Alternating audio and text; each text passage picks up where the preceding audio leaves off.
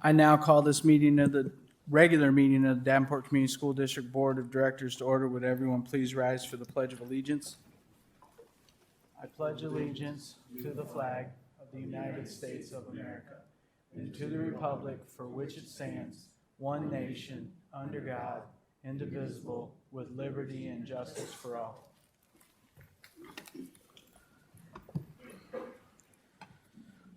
Thank you.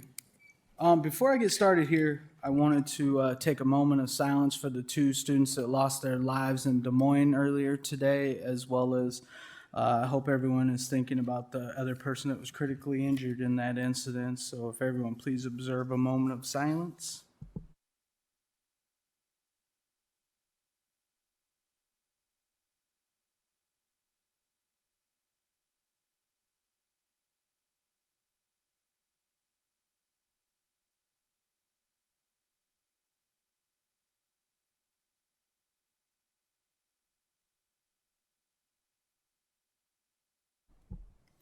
Thank you. Student board members, I believe you're going to do our mission and vision statements tonight, so I will turn it over to you all. Thank you so much, Mr. President. The Davenport Community School District is dedicated to growing excellence in academics, the arts, and athletics for every child by ensuring the highest quality education and an environment shaped by our diverse community, preparing our students to be lifelong learners and productive citizens. Our vision statement. Education that challenges conventional thinking prepares all students to compete in a global society and inspires our students, parents, staff, and community to answer the question, what if? We have three guiding principles. Our first one, opportunity. We provide abundant opportunities to empower students to reach their full potential academically, creatively, and socially. Collaboration. We foster an environment that allows students, families, and community stakeholders to come together for the betterment of our students' education and future. Transparency. We share relevant and important information with our students, families, and the community to maintain open and productive communication. Thank you, student board members. Superintendent Schneckloff, would you please read the goal tie-ins? For this meeting, Goal 1, enhance student learning, and Goal 4, foster the innovation and use finance, facilities, and staff. Thank you. We will now hold a public hearing. I will conduct a public hearing regarding the 95% plans and specifications for the Central High George Marshall gym roof replacement. Anyone wishing to speak on this item may do so in person or by calling 1-312-626-6799 and enter meeting ID 998-2143-2355 and passcode 252136.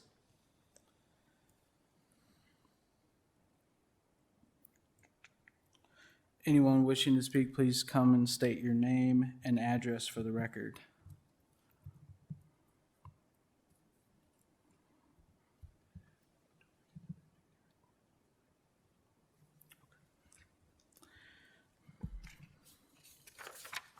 Seeing and hearing none, I now declare the public hearing closed.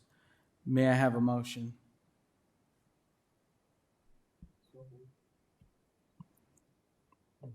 Is there? Second.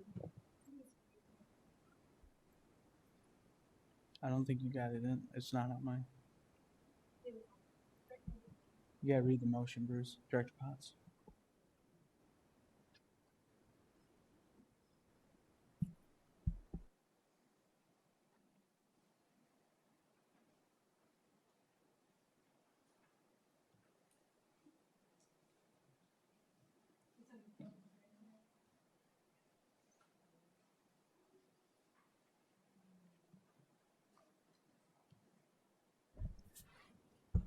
So move is so easier.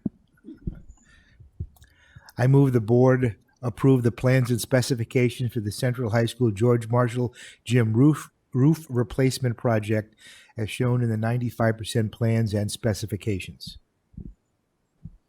Thank you. Is there a second? Second. All right. The motion's been made by Director Potts, seconded by Director Beck. All those in favor say aye. Aye. All opposed, same sign. Ayes have it. I also want to note that Director Karen Gordon is participating via Zoom tonight, so she is here in attendance.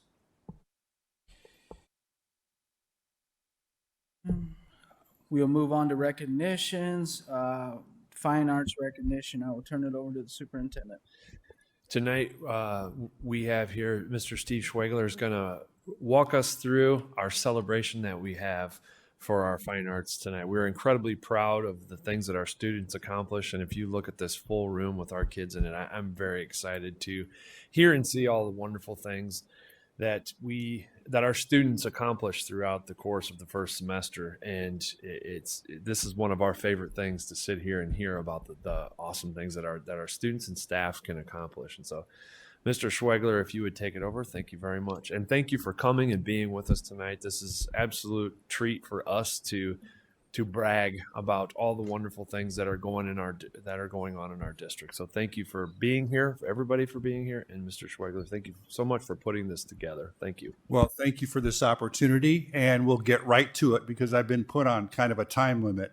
But just understand that when you invite a former band director of 33 years and you give them a microphone, things tend to get long.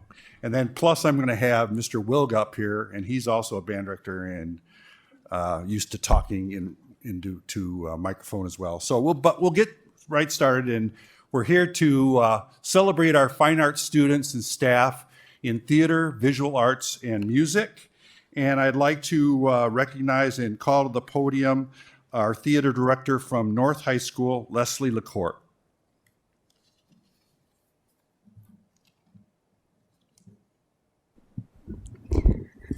Thanks, everyone. Ooh, that's hot. Okay. So theater doesn't have the same all-state system as some of the other fine arts organizations do. And so basically our all-state is our state thespian festival. And the other unique feature is that after our state thespian festival, students can continue on to the international thespian festival that's held in the summer. And although it should say national, we do actually draw schools from other countries to that. So sort of an exciting event.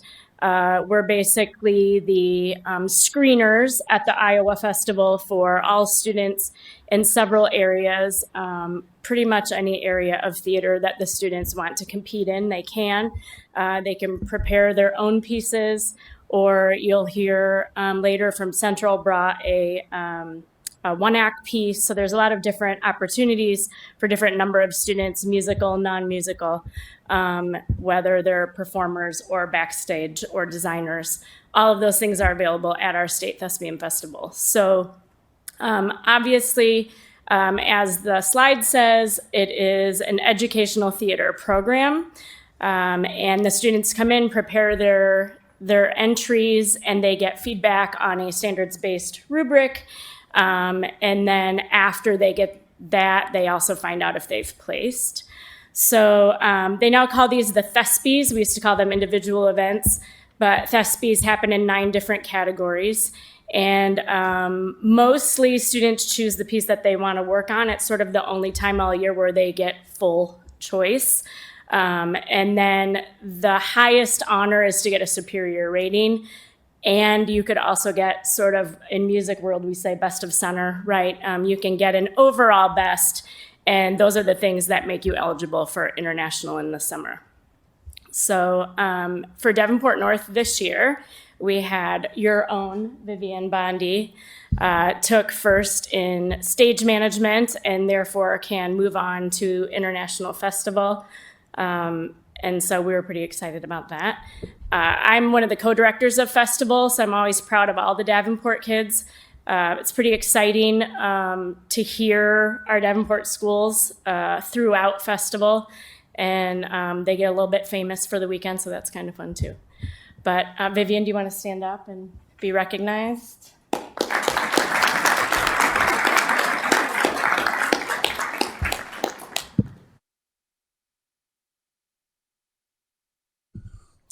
Thank you, Leslie. Now I'd like to call to the podium Eliana from Davenport Central High School, and she will speak about the awards that Central High School won.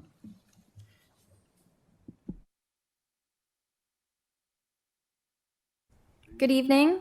I'm Eliana Lilliquist. I'm a junior at Central High School. I'm our drama club secretary, and I'm a part of our school's thespian troupe.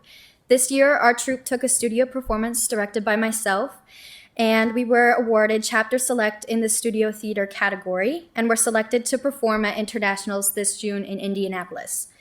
This is the first ever studio production from Central to be selected to go to internationals. Our troupe had many other international qualifiers: Emily Wynn, Jillian Darland, and Croy Baker for solo musical, Gage McAllister, Emily Wynn, and Croy Baker for group musical, Caton Rollins for monologue, and Sam Bevins for lighting design. We also had 2 state placings. Croy Baker placed second in solo musical, and Emily Wynn placed first in solo musical and performed in the showcase for all Iowa chapters. This year is the most students Central has ever had invited to go to the International Thespian Festival. There's a lot of work that goes into being a part of Central's thespian troupe. You first have to audition, and then are expected to complete a certain amount of volunteer work for the theater department, such as blood drives and unloading food trucks. We then prepare and rehearse for months ahead of time, and we do all of this while still upholding our grades, rehearsing for shows, band, show choir, and so much more. This year, our troupe has seen all of our hard work pay off. I'm so proud to be a part of Central High School's thespian troupe. Thank you. Good night.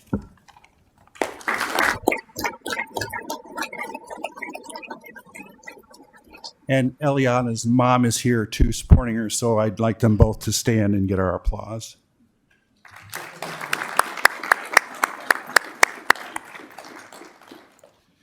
Now I'd like to recognize our art educators that are here tonight: Neil Meeker, Michelle O'Brien, Renee Ott, Nick DeJoya, Dave Schaefer, and I know Chad Wolf is here too.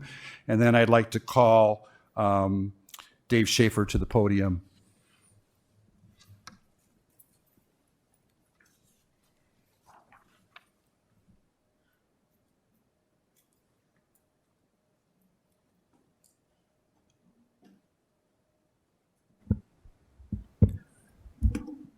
Hello, Dave Schaefer here. I'm an art teacher at West High School. I've been teaching in the Davenport School District for 20 years, so kind of exciting to always be seeing awards here and get the chance to speak at the school board meeting. We have a few staff here and students here who won some awards. What you see here is the announcement that comes out in November during Festival of Trees. They hire judges to come in and take a look at the work, and between the 22 high schools in our area, Davenport schools came home with the majority of the awards.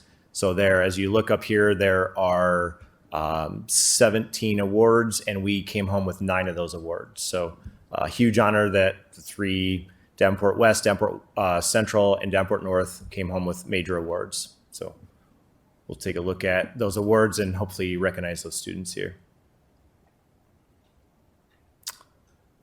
So there are some major categories. So looking at photography, Caden Williams, if he's here, was a award winner from West High School. No. So we invited them. We weren't sure if they're all going to come. So we'll just go through these, and if they're here, we just want to recognize them. Cameron Snyder was 3rd place in photography from North High School. Okay. As you guys are looking at the work, one of the things that I think is pretty cool is that you're looking at professionally quality work, framed, looks to me very high quality, and I think all of the high schools are doing a great job in this, setting it very professionally and doing a great job. So, Owen Van Camp, 3rd place for 3-dimensional from Central High School.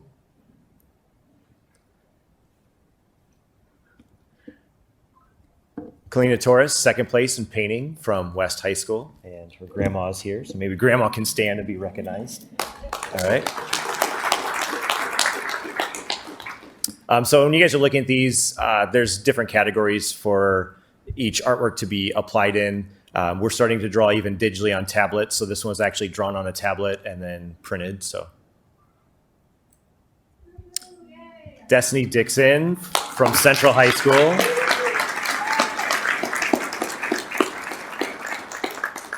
Congratulations, Destiny. And mom, proud mom, congratulations.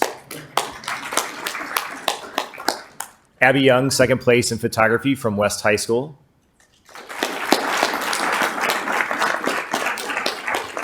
Congratulations, Abby. And mom. Cadence Kitzmiller, first place three-dimensional from Central High School.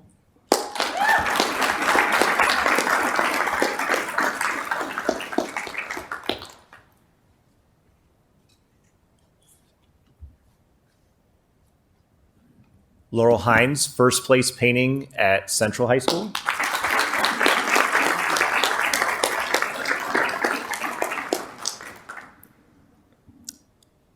And Abby Young, first place drawing from West High School.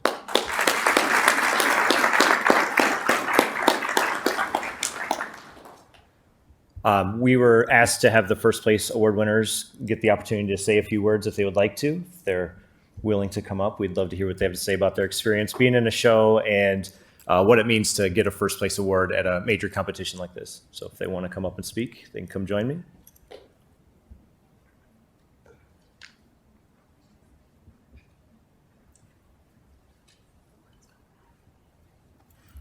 My name is Abby Young, and it was an honor to have first place and to have my art displayed in general. Yeah, thank you.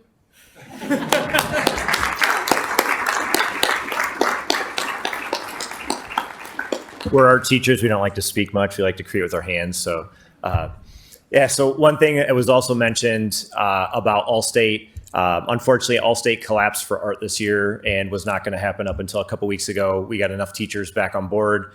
We have 2 Davenport teachers that have gotten on that committee and are making Allstate happen. So I hope we're invited back in the spring and we can have some major Allstate awards for the art program. So we appreciate your time and thank you guys. If there's anyone else that got a first place that would like to speak, I know they're sitting out there. I'm seeing some head nods. So like I said, we like to make with our hands, not our mouths. So, all right. Thank you.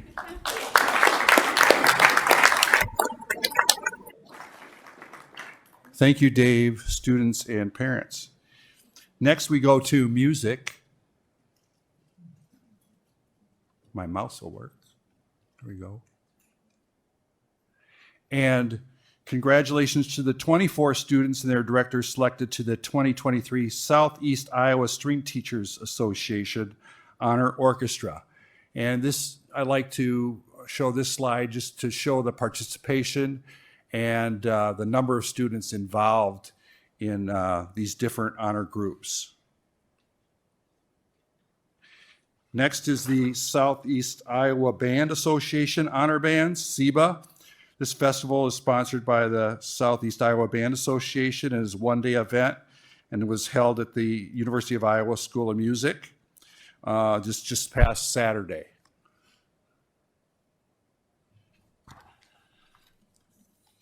Opus selected students. These 12 students were selected for participation in the 36th annual Opus Honor Choir Festival. Over 2,100 students were nominated by their directors for 720 positions in the 4 Opus Honor choirs. Selections were made by means of a recorded audition. So these 12 students were successful in their audition. This festival was back in November. Congratulations to the 9 students and their directors selected to the 2022 Iowa Junior Honors Orchestra, also held back in November during the All-State Music Festival. Now I'd like to invite Alex Wilga to the podium to talk about All-State vocal and instrumental musicians.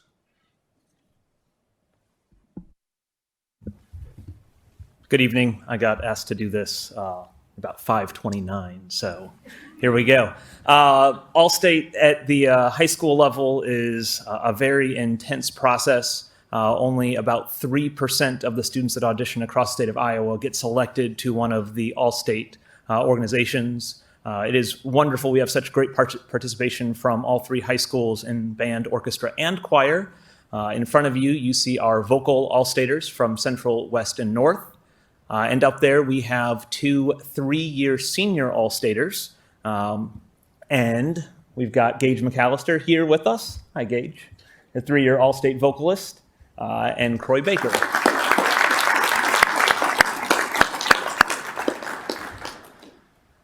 Just to talk about how intense it might be, if you're a percussionist, per se, there are going to be 30 auditionees at our site, and 2 are going to get selected.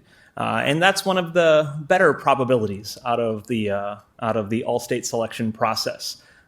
So a huge congratulations to all of our instrumental students. We had representation for band from all 3 high schools, including 1 senior 3-year all-state member, which is Maggie Berger on clarinet.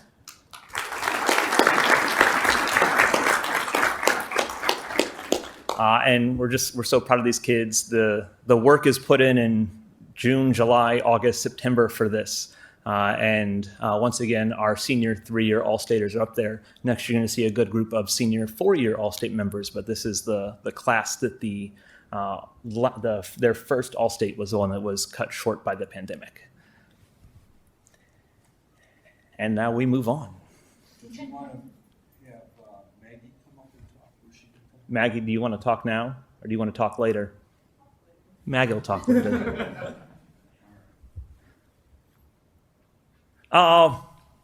Marching Blue Devils went to London. I'm sure that at this point in time we know that. If we back up a little bit, actually, to start off the season, they started off with a pretty big accomplishment. They were the first 4A band in Iowa to win their class at a Bands of America regional event. That hasn't happened since Bands of America was founded in the 70s, when Ottumwa was the powerhouse of marching band in the country, and they placed at Summer Nationals. So a huge thing for them. I wish Director Gordon was here with us in person because she is also a band parent, and BOA does a pretty cool thing where they invite administrators and school board members to come onto the field for finale, and she got to place the class champion medals around the necks of our drum majors and guard captains and took a really nice picture with them that's hanging up in my office and will be there forever. So yay for band moms. Fast forward a couple months and we took 109 students and 78 adults to London. And again, I wish Director Gordon was here because she traveled with us as a proud band supporter. I can't speak enough about how great our students were. I was asked a lot going into it, am I excited? And the answer was no. I was not excited to travel. Moving all of the people and the equipment and all of the logistics that had to happen, I was a nervous wreck. And I said, I'll probably be excited when the doors on the plane close and we take off. And that was it. We boarded a A380-800, which is the largest passenger plane, and we flew from O'Hare to Heathrow, and the kids hit the ground running. We walked the parade route as soon as we got there. The kids put in, I think our first day we did 25 to 30,000 steps. And that was like the low amount of the day. Of our 7 days that we were there, the kids got to experience being in a city of 13 plus million people. And we used the tube and we rode double-decker buses, and we got to see Buckingham Palace and the Palace of Westminster, which is where the Houses of Parliament are. The students had a probably not allowed practice in front of the steps of Westminster Abbey, but there was nobody there, and we were looking for a place to practice our marching band show. So we did it in front of Westminster, and nobody ever came and told us no. So sorry, United Kingdom. The kids also got to travel outside of the city of London, and we went to the Palace of the Palace of Windsor, Windsor Castle, and the students got to see the state apartments of Windsor, see where Queen Elizabeth II is buried, along with her husband and her father and her mother at St. George's Chapel. And we had a really unique experience. If you go back a slide, I don't know if you can do that. Back another slide. The bottom one is the palace at Windsor, and we found a rugby pitch, which is British for football field, and we practiced at the base of Windsor Castle, where we got to spend some time practicing, preparing for the parade. Students also got to go to Oxford. We toured King's Christ College, which is the oldest of the colleges at Oxford. Got to experience what it's like to be in a higher education facility in the United Kingdom, and it was fantastic. There's a lot of actual scenes from Harry Potter that are shot at in Oxford. I didn't know that, but they did, and they had a great time being there. The next slide has our pictures from Oxford, and if you look at the big picture on the left, that is where they modeled the whole Great Hall in Hogwarts from, and actually did movie shots there. So it was a lot of fun. The students got to be represented by their senior drum major and captains at a banquet afterwards, which we have Alexis Bruce, who's our senior drum major, and Maggie Berger, who's our senior woodwind captain, here with us, that are more than happy to answer any questions you might have.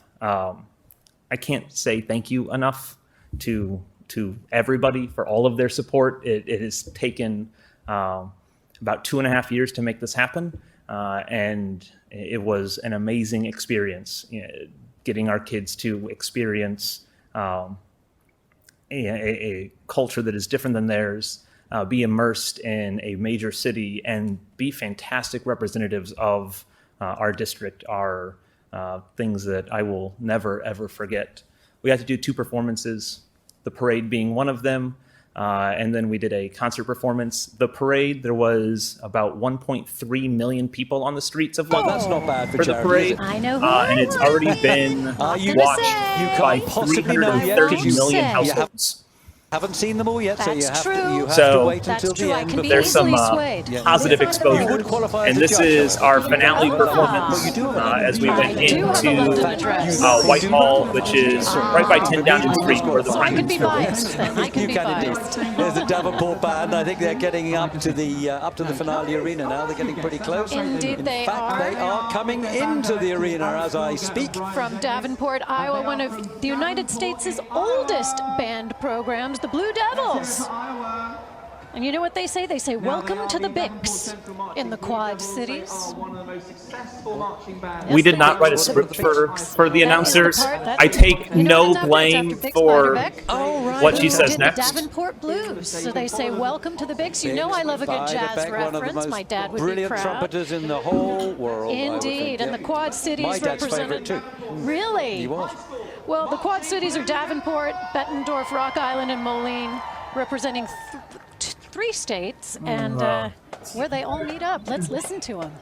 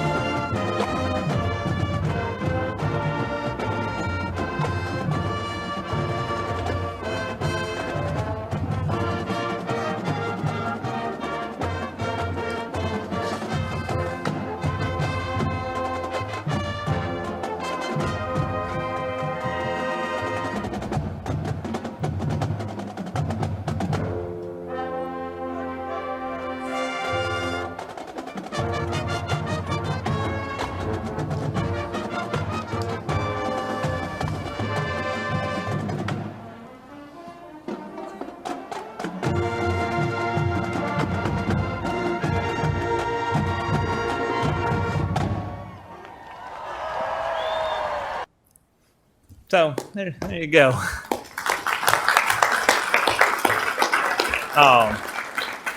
It was a lot of work, and the kids put the parade together, that performance together, and this concert together in 7 rehearsals. So 7 2-hour rehearsals, 14 hours. They put all of that together. Yeah, come on up. All 3 of you can come up. Gage was there too.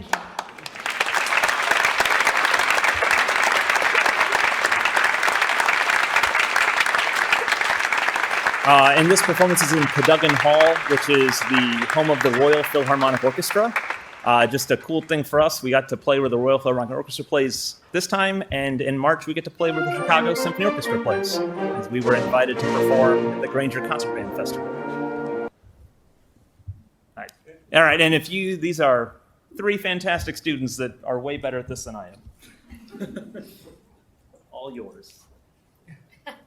You want to talk about your experience? I think Alexis should go first. Alexis, there you go. Hi, I'm Alexis, and I was the Marching Blue Devils head drum major this year.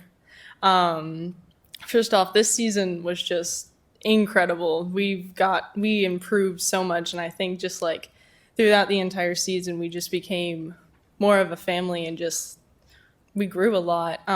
This London experience was just amazing. Just getting to see like all the sights and every kid's reaction. Like a lot of kids, they haven't gone out of the country or gone on a plane. Getting to see my peers like experience that and get to see all the sights. It's like a once in a lifetime deal. It was really awesome to see. Yeah.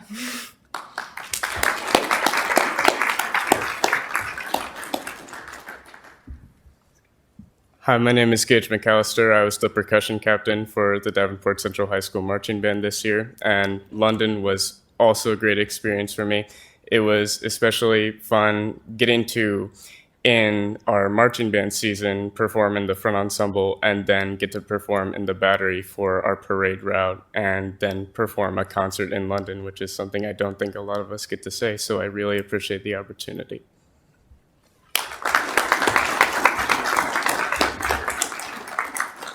Hi, I'm Maggie Berger. I'm the woodwind captain for the Davenport Central High School Marching Band.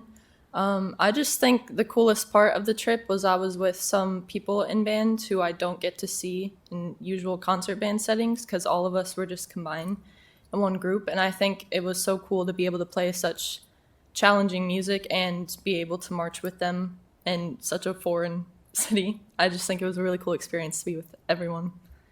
Thank you. So the big takeaway for the trip, there was 109 students. 93 of them got their passports for the very first time. About 50 of them had never flown on a plane before. When we got back to Davenport, we made it a point that they needed to know, you have your passports now, go experience other countries, experience other cultures. That's the way you get to be part of the human experiences to experience. So we hope that happens as we move from here on out. Thank you so much. Thank you, Mr. Schwagler. You're going to see in a couple of little bullet points later that his name is on there for retirement. And that is a very, very heavy thing for me. I have known Mr. Schwagler since I started teaching here. He was my mentor while he was still teaching at Moline. We would have nachos together, and he would help me learn some things that I'm young and dumb and don't know what's going on. And he was wise and a little bit older, not that much older. But a huge thank you to Steve for everything he's done for us. And I'm going to miss you. Well, thank you, Alex.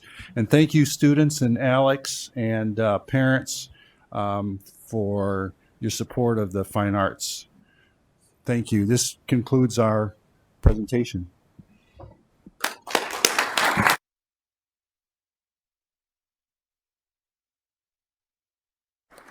For all students and teachers that are here, we're going to take a picture. So we'll line up right up here with the board.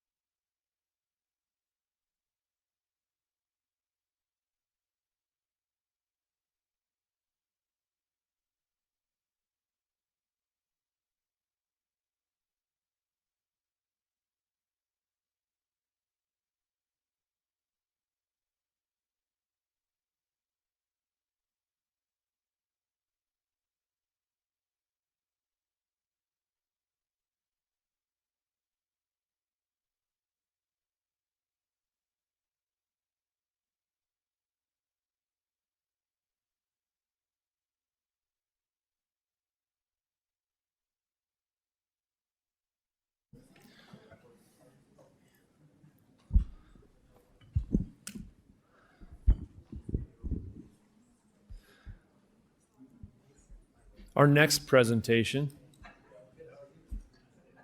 Tonight we're going to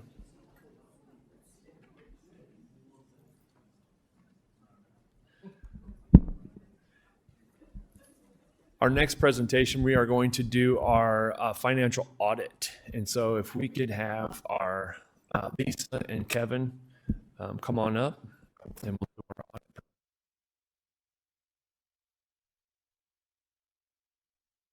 Front. So you can just come on up here.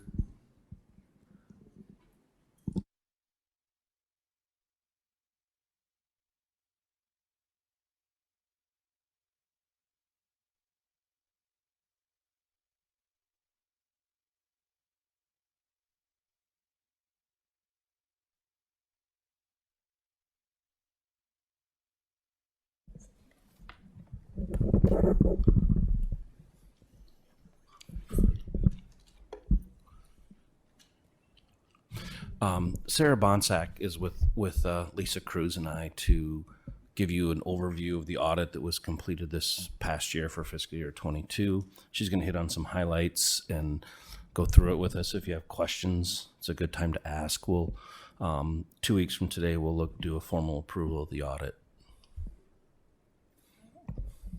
Thank you. There we go. Thank you for having me here tonight. It's always fun to follow something like that with accounting numbers. Tends to clear the room. I'm going to speak mainly from the presentation tonight. I know that you all would have received your annual comprehensive financial report as well, and I'm always happy to answer any questions you may have on the report. The first slide I'm going to go over is the required communications, and this, if you will, is kind of the report card of the audit. When we come out to do the audit of Davenport School District, we actually do 3 different types of audit. The first one is referred to as the financial statement audit. For that audit, you received an unmodified opinion, which is the highest form of opinion that you can receive. The second audit that we do is referred to as a government auditing standards audit. And the purpose of that really is twofold. One is to look at your internal control environment, as well as to test it to make sure that it's functioning as it was designed to function. And the second part of that audit is to look at your compliance with state laws, regulations, and grants. Within that finding, within that audit, we did have some findings which are reported for you starting on page 115 of the document. We discussed those in detail with your finance meeting last week. The third type of audit that we do is your federal single audit. That's to look at your federal awards. This year, the district received or expended $35.6 million in federal dollars. We tested the child nutrition cluster, which was about $11 million of those dollars, and the education stabilization fund, which was about $13.2 million. Within those, we did have some findings regarding internal control and also some compliance findings that we reported, and those start on page 118 within this document.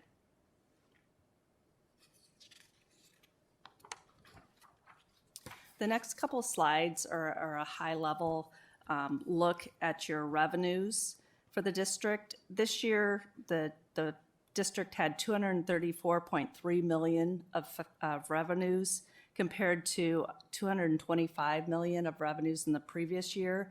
That's an increase of about $9 million, or about 4%. As you look across the bars, the one to point out is the sales and service and use tax. It increased about $2.5 million this year, and that's based on the economy as well as the state's distribution cycle of those funds. The 17% increase is in line with the rest of the districts within the area. The second thing is to look at the intergovernmental bar. Your intergovernmental revenue increased about $7.3 million this year. that's really attributable to your federal revenues that we discussed earlier. Your COVID dollars in the current year for your ESSER program were about 13.2 million, where they were about 6.5 million the year before. So that accounts for the majority of that increase. The next graph looks at your governmental fund expenditures. Your total expenditures for 2022 was 2.5 million compared to 200 million the year before. Your salaries are your largest component. Your pay increases this year were about 1.5% plus steps and lanes. But the other big piece of that increase is purchases of online curriculum software for the district. And your transportation cost also increased this year, and that was primarily because you had a full year in fiscal year 2022 compared to the year before. With that, I'm happy to address any questions you may have.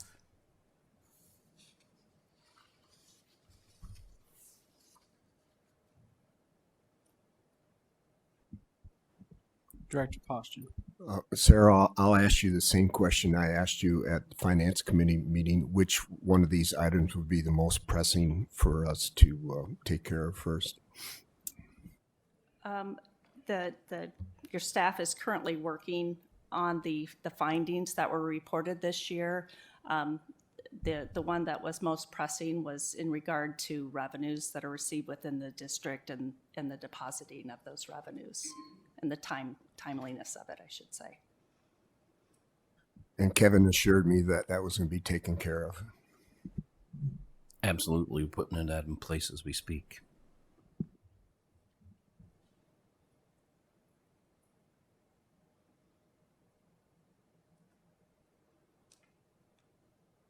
Director Beck. Sorry, so I have two questions. Number one, I know I probably ask this every year, but not everybody reads these every year that's in the public.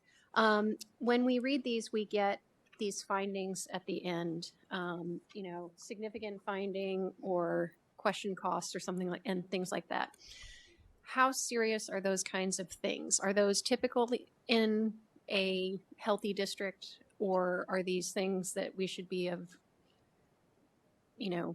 major concern or are of concern and we need to fix, but we're still a healthy district in terms of how we report our finances? Does that make sense? Yes. Because when I see something about a significant finding and a recommendation, to me, it's like, oh, something's really, really wrong. But maybe these are common types of things that happen in entities like ours. I'm not an accountant, so I don't know. There's really three levels of findings. The most significant and the one that you should be of highest alert to are referred to as material weaknesses. And then significant deficiencies are also important, but as looking at the matter of order, you would start with those that are material weaknesses. What we really look for when we come back to the district in the following year is to see how many of those you've corrected or the action that's been taken. Within the report, I don't know if I'll find it quickly, but on page 109 is the findings from the year before and whether they've been corrected or not. And you can see that the district really did a good job of getting those corrected. Okay. Which is really positive in what we look for when we come out. Okay. So my other question was about the food and nutrition services. One of the that we needed to reconcile our paperwork basically with the number of meals that seem to be served. I guess, like, if we don't have a process in place to report things, how do we know how many meals we've served? And how do we know that there's a discrepancy? Does that make sense? Like, how do we figure this out? And the context here was a discrepancy in the number of meals reported for February 2002 and the number that documentation showed, or sorry, 2022 for February 2022. Is that the only month, or is that just an example? And how do we know if we don't have the right documentation? Sure. Okay, we have met with the food nutrition department on this specific comment. We've gone back. They have gone back. From a financial perspective, we don't see those unless the auditors test them. So two things about that. One, they went back to find out what happened that month that was tested, but they looked at the other months, and it was an anomaly for something that happened within the department. Okay. The second part is this next year, I don't know exactly the timing of it, they will have an audit from the Bureau, Food Nutrition from the state, and they will be answering this question from the Bureau as well. So there's a couple more bites at the apple, if you will, of them showing what they've done to correct them. And even that report will be sent to the auditors to say what has been corrected in this process. Okay. And so basically all of the things that are found like this, that same kind of process is carried out. Correct. Okay. Thank you.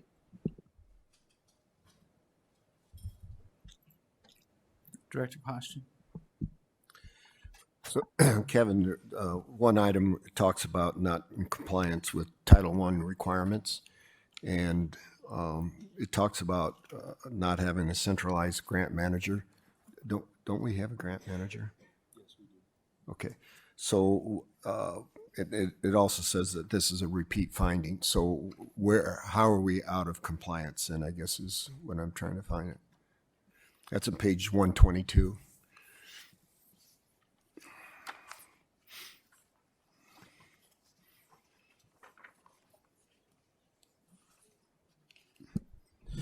We have a grant manager that the grant manager herself doesn't manage all the grants. She does applications for local grants.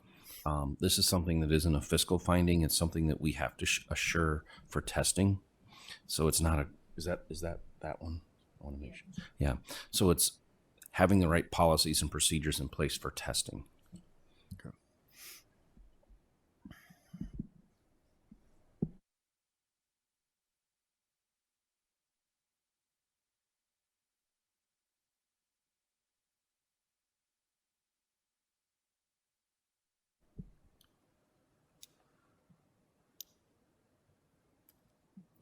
Are you raising your hand, Jackson? Just a super short one. When did this audit start?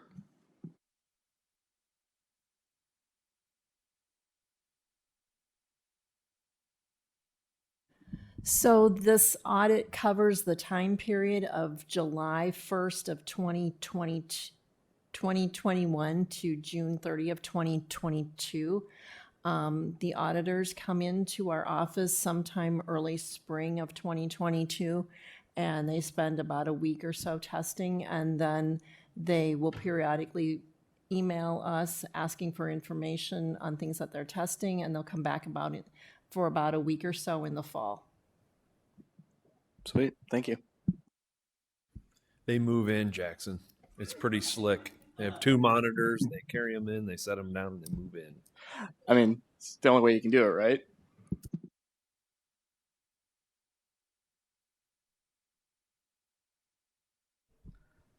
Director Kleintrum. This is really towards TJ, the citation where about the test security measures, and it pertains just to Title I, but we have in place test measures for, okay, I'm old school, we call it ITBS, that kind of, so why does that not translate to this? That's something.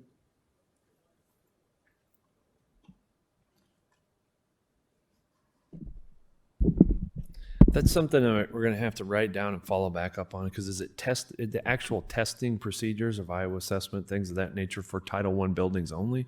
We'll have to get some clarification on that, and then put together the next steps for it, because I'm not quite and certain. Policies. What's that? And the policies that back that up. Okay. So we'll bring a report back to the school board on that exact finding. We absolutely have procedures, and we have coordinators, and so we'll have to find out what that specific measure is in terms of Title I. You're absolutely correct, Vice President. One thing we do on all these findings, and we did this last year as well, is when we get to a different procedure or making a change to clear the finding, even before we get to the end of the year, we'll contact the auditor's office and say, hey, this is what we're looking at. This is what we found. Here's our solution that we believe will clear this audit. And we ask them, and they're kind enough to look at it and say, that will take care of things. If you're doing A, B, and C in this change, you should be good to go. One of the procedures that we put in place for this is we have our internal finance committee, and these are standing agenda items on our agenda. And once a month, we report back, how are we doing? It's probably more quarterly to our board finance committee on our citations that come from this. I believe we accomplished the citations, so that kind of has fallen off of our board finance committee. But what Kevin and his team is going to do is compile those next steps and then put it on our internal finance committee that meets once a week and start chipping away at what's the procedure and what's the process. And so that's our plan for that. So we will bring that to our board finance committee within a month from now with the resolution and next steps.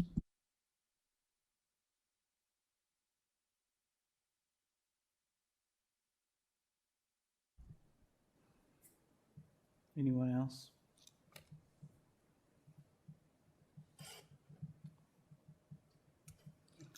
All right, thank you. I gotta take a 5-minute break. Okay. Before we go to our next presentation, we need to take a 5-minute break.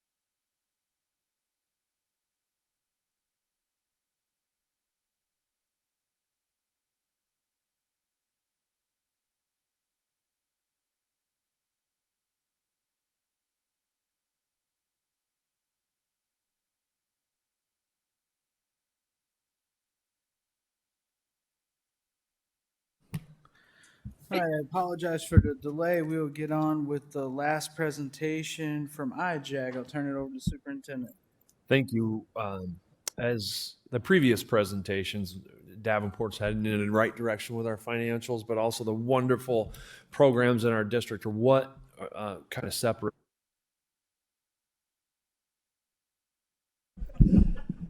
The programs in our district are what separate us. And this program you're going to see tonight is a wonderful example of that. And so tonight we have our program director of school climate transformation, Lisa Baxter, who's going to do some introductions of the team of people that we have here with us today. So thank you, Lisa, for preparing this. We know it's hard work, but it's worth it. So thank you so much. It was a pleasure. So yes, good evening. Lisa Baxter, Davenport Schools Program Director, School Climate Transformation. So tonight I have the pleasure of introducing the IJAG presentation you are about to receive. IJAG stands for Iowa's Jobs for America's Graduates.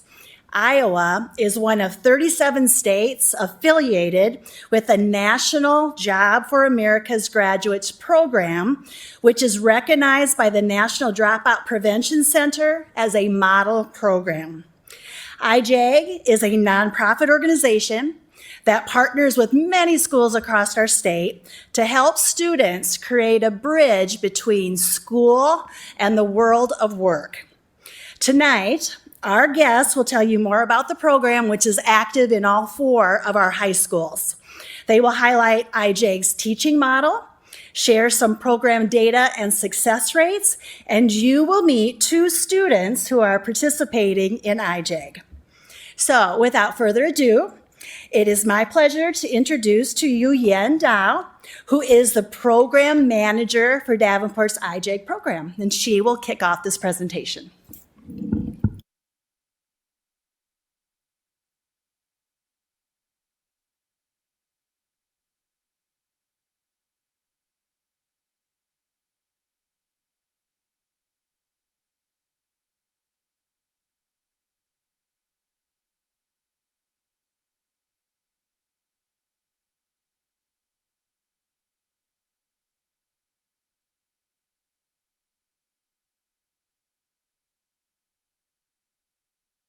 Okay. Good evening. Thank you so much for your time and attention today. First off, I want to thank you for funding IJAG. We really greatly appreciate that, and to give us the opportunity to talk to you today. I'm actually really impressed that you have students here. If I was a student, I don't think I would have even known about the school board. So that's really awesome that you're here for this. So my name's Yen. I'm a program manager for IJAG. I've been with IJAG for 1.5 years now. And I'm sure you've had program managers come here to talk to you in the past, but I bet I'm the first program manager who lives 10 minutes away from here. And I have a sister who teaches in the Davenport schools. She teaches French at Davenport North. And I've also ran the BICS. So a lot of fun facts about me. Really happy to be here. I also want to acknowledge our admins from Davenport Central who are here to support our students. Thank you for being here. So Mrs. Hansel, Mr. Ellinger, and I see Mr. Flynn is here too. I know he's not at Central anymore, but thank you so much for your support. Without our admins at the school, we wouldn't be able to be successful. So I'm going to try my best to go very quickly. I know you've had a long day. I know you've had a chance to take a look at our presentation, so I'm not going to read word for word or anything like that. What I really would like to do is to give our students a chance to talk and for you to get to know them and to know a little bit more about our program. I'm not having a ton of success with scrolling this. Do you want to do it? Here.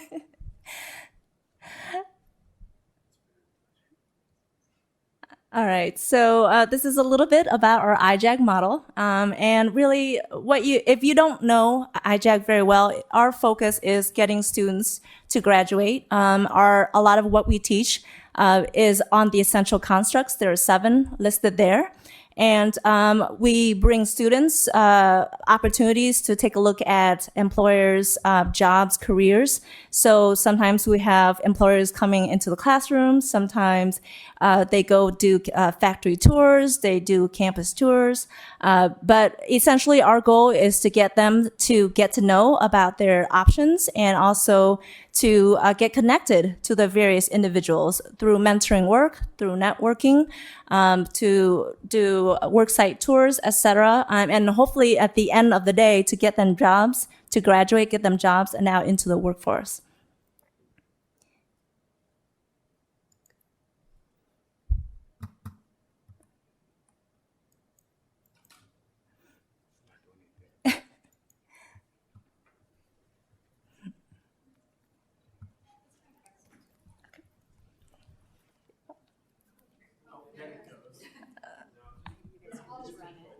Thank you so much for helping us out here.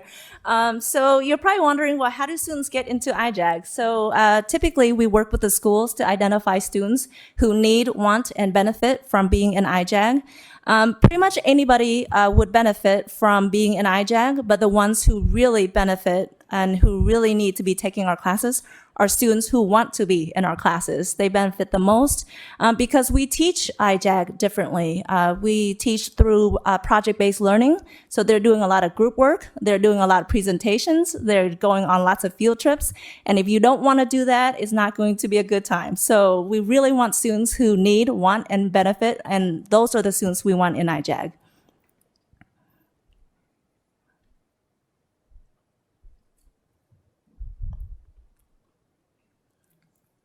Okay, so I'm not the only one that's having this problem. All right, it costs about $1,800 per student, and it's the funding for IJAG comes from 3 different sources.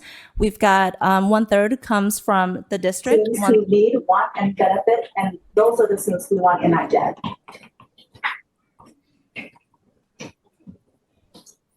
All right, and so 1/3 comes from the district, 1/3 comes from our private donors who are listed there, and then 1/3 comes from the state. And the state of Iowa actually approved $8.1 million to go towards IJAG so that we could create 50 new programs this year. So we have a huge support from especially our governor, who's been a huge support of IJAG.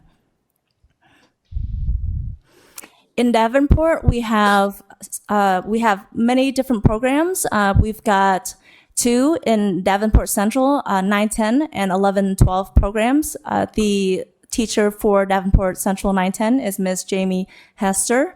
In the 11-12 program, we have James Porter, who is sitting right next to me. He is our most senior education specialist in Davenport, so he's going to be talking in a little bit here. We also have a program at Mid-City for Amara Burridge. At North, we've got 2 programs. The 9-10 program was just added this year, Ms. Tara Mensa. And Gabby Smith, who is also at Davenport North, 11-12. She just started last year. And then at Davenport West, we've got 2. And if you could scroll up a little bit more, there's one more name in there. So the 9-10 program is David Robinson, and the 11-12 program at West is Dominique Nunn.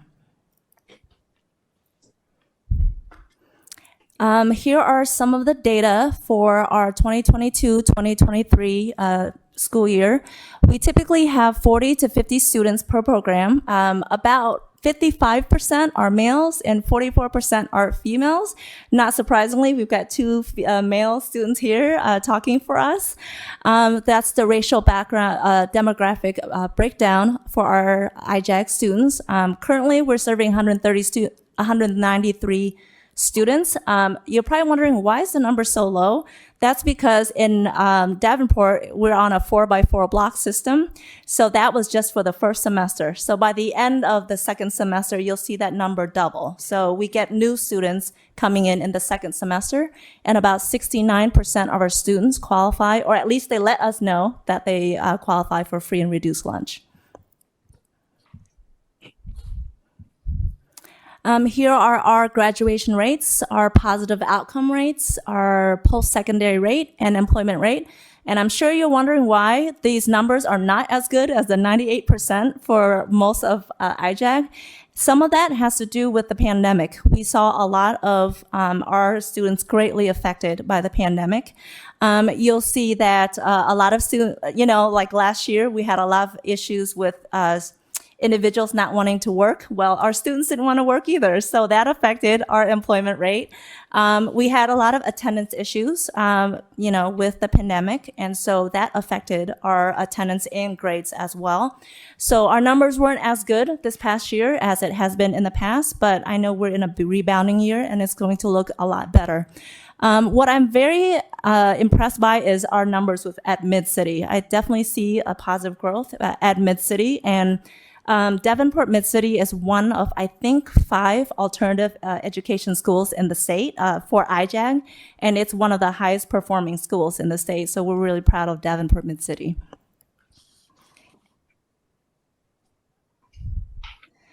And I'm just gonna run through highlights of some of the fun things that's happened in last year. For Davenport North 910, Marshmallow Challenge is one of the most popular activities that our students do. It teaches them team building, critical thinking, problem solving skills. I wish I got to do that when I was going to school.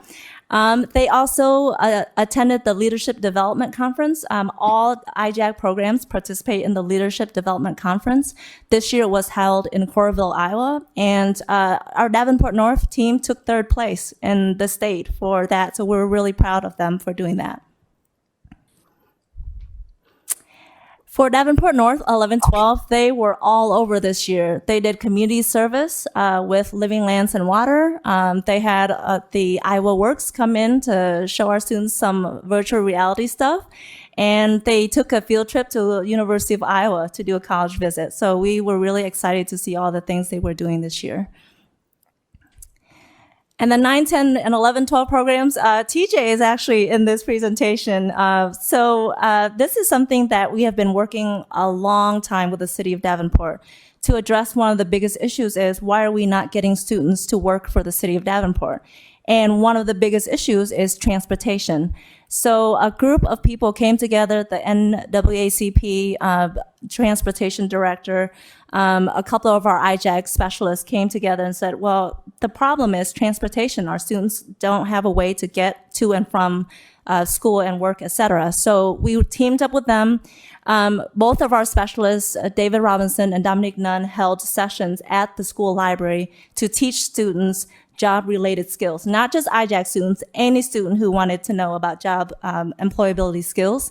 And then they held multiple sessions, brought the city of Davenport in, helped them fill out application, taught them interview skills, and this was just a major help to get students to apply. So we actually had students interview on the spot and then also completing applications at that time.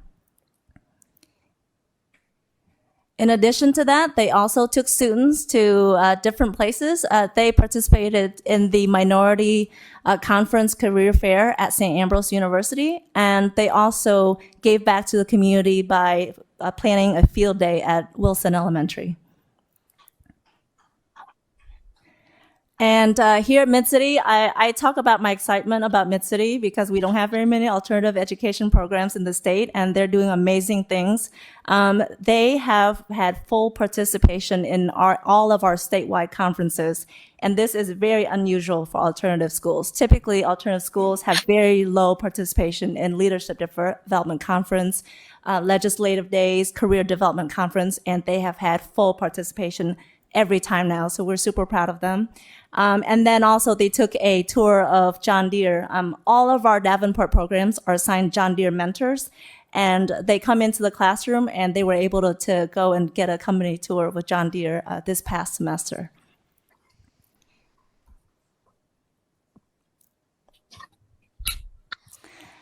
All right, Davenport Central 910. I'm so excited to talk about Central because Jamie Hester won the Rookie of the Year award last year, so we're really proud of her. And she also had the most employer engagement in the state last year. So she was bringing employers left and right into the classroom, exposing students to all kinds of career options. And as of the time when I put this presentation together, she had already brought in 27 employer engagements into the classroom. Our requirement is 1 per month. So she is killing it in the employer engagement department. It's probably at like 40 right now, but I did this a while ago. She also took students to college visits. This one was at St. Ambrose University, and you actually can see Frank in this photo right here, but they've been to St. Ambrose, they've been to Scott, they've been to Palmer, they've been everywhere. She also took students to, I believe, Cedar Rapids for the African American Museum tour, and also to the Quad City Youth Conference. Licking my that's couch, you happened every weirdo. year. That's gross.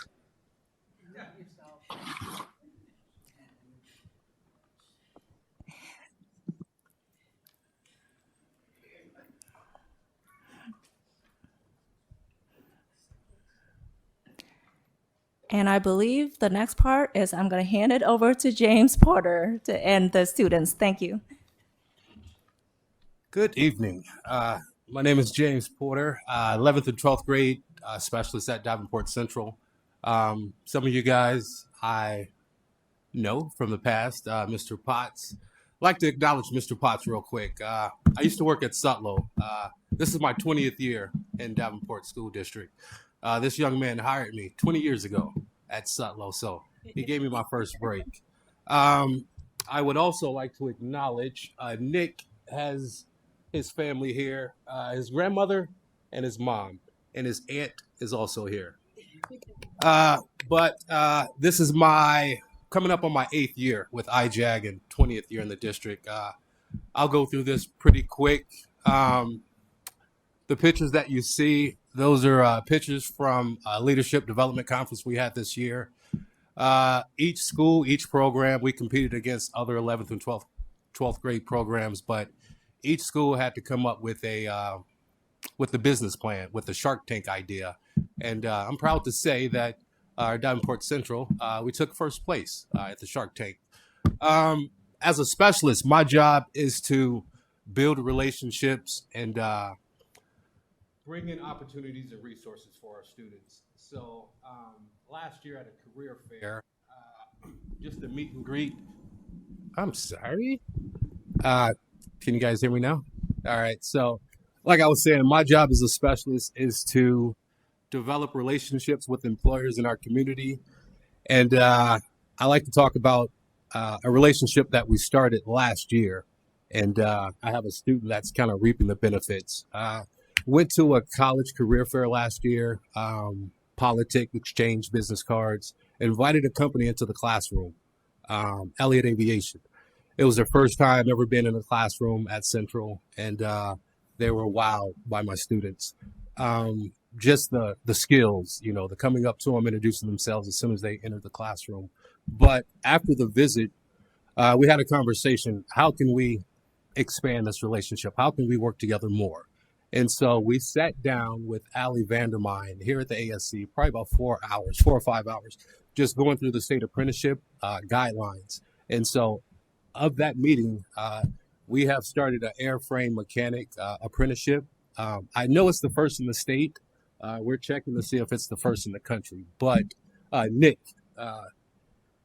he's the proud recipient of this apprenticeship, and I'll let him talk a little bit about it. Last year, I believe I presented to you guys. I had a student that I brought with me that happened to be Frank's brother, actually. Rayvon graduated last year. He's attending Kirkwood. But like I said, my job is to develop relationships. So Target is another company that we partnered with, and we started a mentorship academy. And so it was so successful that we did 3 rounds, hiring a total of 7 students. And we also spread it throughout the state.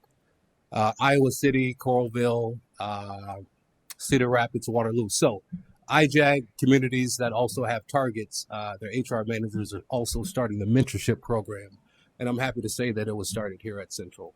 And also John Deere is a huge partner with us. They give out 12 to 15 trade scholarships each year. I have a student that graduated 2 years ago, but because of the pandemic, things were on hold. But I'm proud to say that he graduated with his welding certification over the summer. So next slide, please. This is something that I'm very proud of. We do a community service project.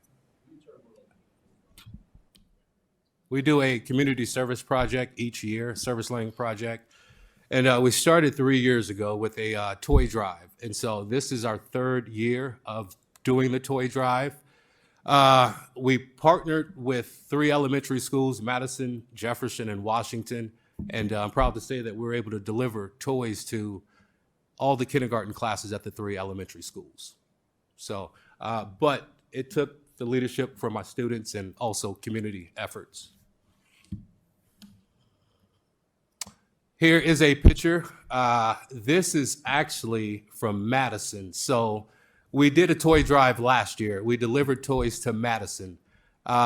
Me and a teacher, Mrs. Pinnock, we kind of developed a relationship that we wanted to move forward in doing some mentoring with my students. So we had the toy drive last year. Last May, I'm sorry, we put together a field day for Madison. So my students ran stations and we kind of hung out with the little kiddos. So to continue that relationship, we also so that's a spring event. We also did a fall event this year with Madison, and we also delivered toys to them. This is a little bit about the Elliott Aviation. This is Nick. Elliott came into the classroom. I think Nick's going to talk a little bit about that. But this is us at their location over in Moline. That's Nick inside of an airplane. And we have Mr. Ellinger. He came to support Nick. And we also have members from our Quad City QC Chamber of Commerce. So, yeah. And we have 2 great IJAG ambassadors here today. This is Nick. He's a recipient. He's a junior of the Elliott Aviation Apprenticeship. And then this is Frank. Frank is the 3rd sibling to come through IJAG program. So I would say his mother is really proud of the program. So I'm going to turn the mic over to these 2 gentlemen, and they're going to share their experiences with IJAG.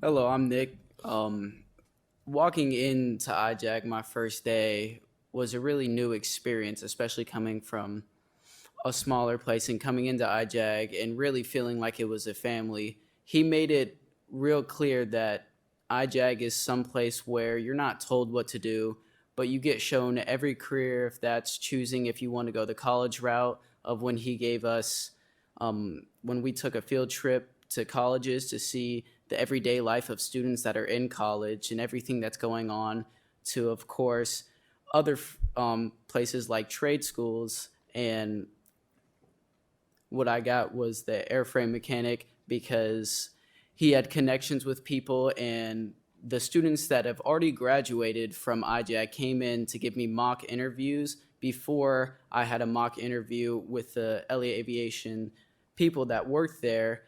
And it really helped set me up to where they accepted me, and we got to go in and I got to sign a paper that now in the summer I start to work as an apprentice 40 hours a week, paying me $18 an hour. And I will continue that through next year, which I'll work 20 hours a week in the school year and then 40 hours for the summer, and hopefully be able to take my test to get a certification and a guaranteed job for Elliott Aviation.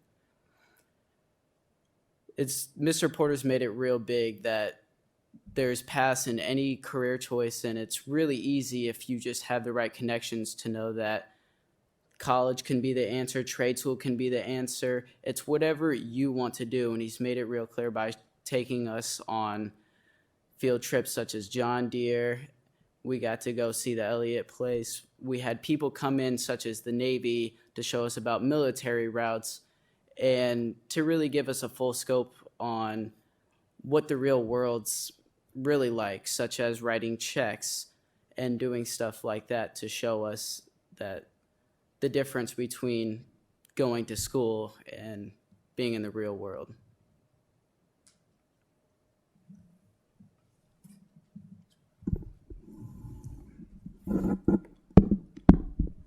Good evening. My name is Frank Bell. I'm part of the 910 IJAG program. I'm also the VP of leadership for it.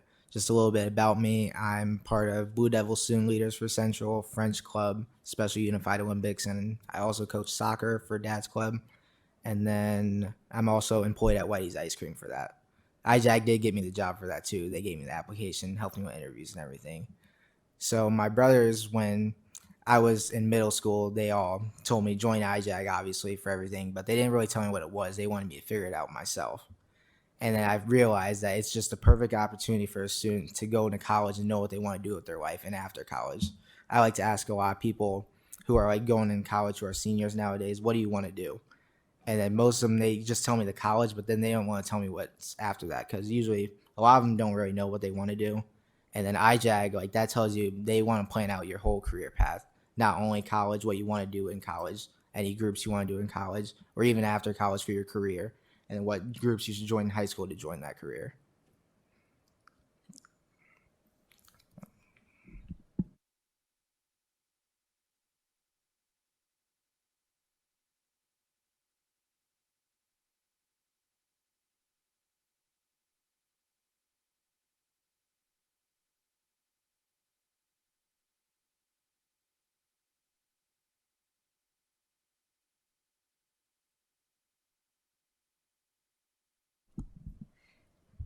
All right, so so I mentioned earlier that the state approved $8.1 million for IJAG to allow us to grow 50 programs this year, and we've got a lot of money. So so what we want to do is to grow those programs. So would love to see the middle school model here in Davenport. Right now, I actually have 14 programs, and 2 of my programs are actually middle school programs over in the Illinois side. Would love to see Davenport have middle school programs as well. Right now, we're just in the high schools. I have had conversation with the counselors at Sudlow and Smart, and they're definitely on board. So we just would love for the opportunity to bring the middle school program here too. So that is kind of what our next steps. And now we're on to questions. Director Beck. First of all, thank you all for being here, but especially to our students. It's hard to get up in front of strangers and talk, so we really appreciate that. So for both of you, I just kind of wonder what it's like, and maybe Mr. Porter can help out. What's a day like for a student in an IJAG program versus a typical student who's not in IJAG going to high school at Central? What was the question? So kind of, we go off a weekly basis for 9 and 10th program, and the teacher is Jamie Hester for that. So some days we'll have like, usually it's around like Tuesdays and Fridays, we'll have a guest speaker, maybe a field trip. Mondays and Tuesdays, sometimes we go over, like we have 2 kind of curriculums we do for it. The first half of the semester is usually, like we made a business this year, had to make our own business and a commercial for it. And then the second half was kind of about finance, making your own budget when you get your own job and all that. And then Thursdays, usually we have it called AR Day, which is we go over all of our other classes and then like kind of study for those just to make sure we're doing good in all those.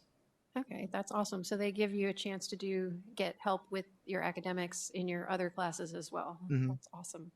Is it the same for 11, 12?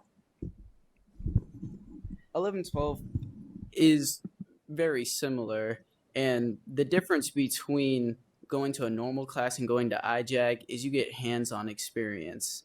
You're not sitting at a desk just learning from someone telling you. Mr. Porter has gave us many ways to go out, such as like when we had the toy drive and he left it up just to the students to raise, I think it was over 400 toys to give each kindergartner a toy, which was something real special, and really being able to go out and do stuff and learn hands-on things, and him bringing people in from military, from companies to talk to us, to give us real life ways we can use certain things as interviews and stuff like that.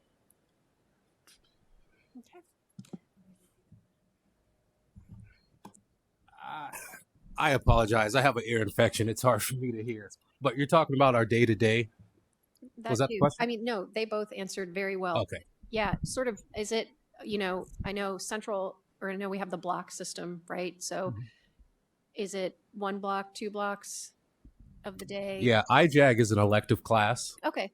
And so it's a 2-term course, actually. Okay. So we get a chance to spend a lot of time. But our curriculum is project-based learning. So what we do is project-based learning. So whether the project is on leadership or if it's on employability skills or life after high school. Right. So Thank you all very much for sharing. Appreciate it.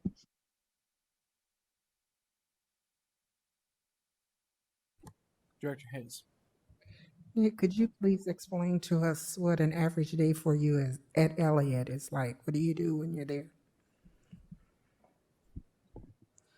So when we got to take the tour at Elliott Aviation so I could sign for their apprenticeship, it was an amazing experience. We even had I forget the name, Quad City Chambers News come in. I had to bring family, and it was a big thing. We took a tour of all the different things that go on in Elliott, such as the engineering part, also the painting, walking us through how the airplanes are built.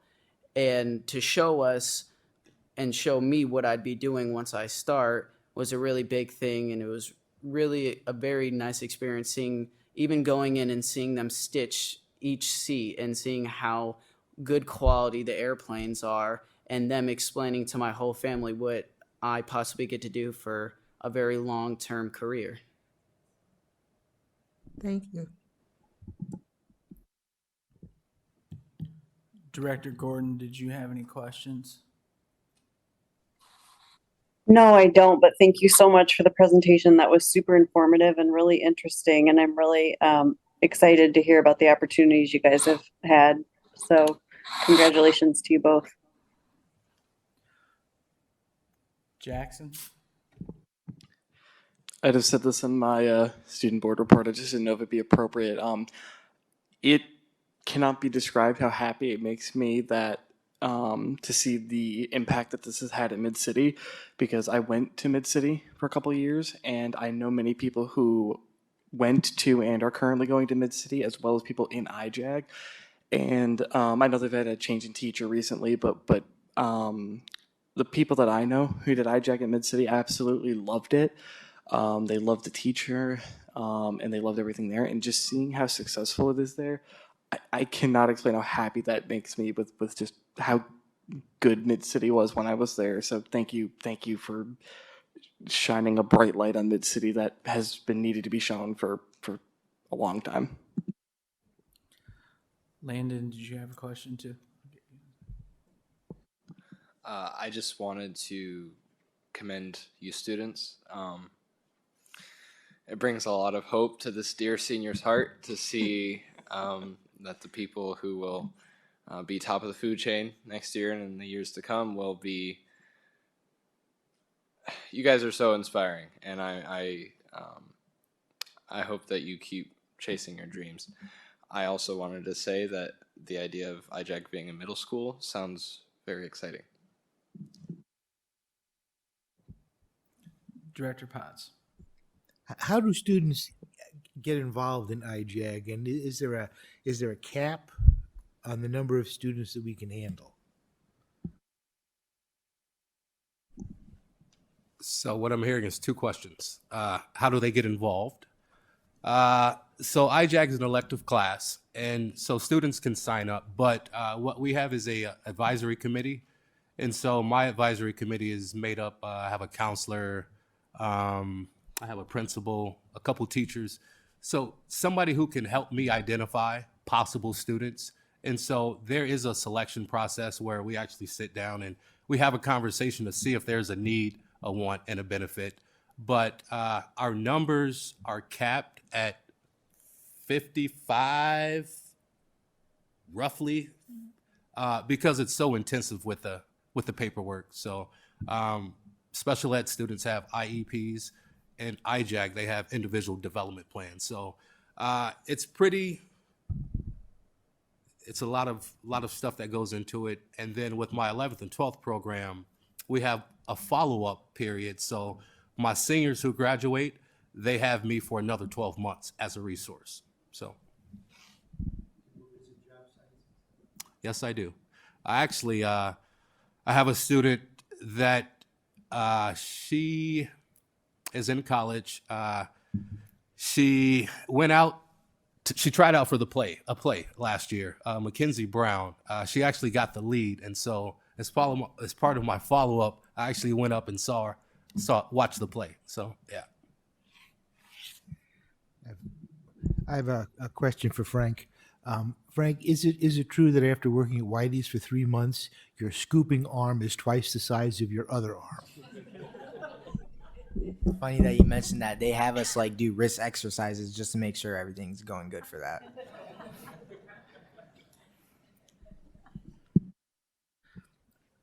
Director Klein Jerome. And just a ballpark figure, if we were going to start one middle school program, what would be the cost to the district, not the whole cost? I think when I first saw this a little while ago, somewhere between $25,000 and $30,000 as the cost for one program.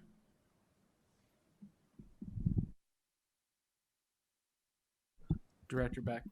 One of the slides that we saw had the data on graduation rates, positive outcomes, and post-secondary. Can you explain to me what a positive outcome is versus something else? Post-secondary, I assume, means people who went to college, right? Right. Or any- So the positive outcomes is it actually includes the post-secondary as well, but getting jobs, whether in school or after, getting into an apprenticeship or internship, something like that. We talk about getting, and through the follow-up, we find out about their employment. So that includes all of those. Okay, thank you.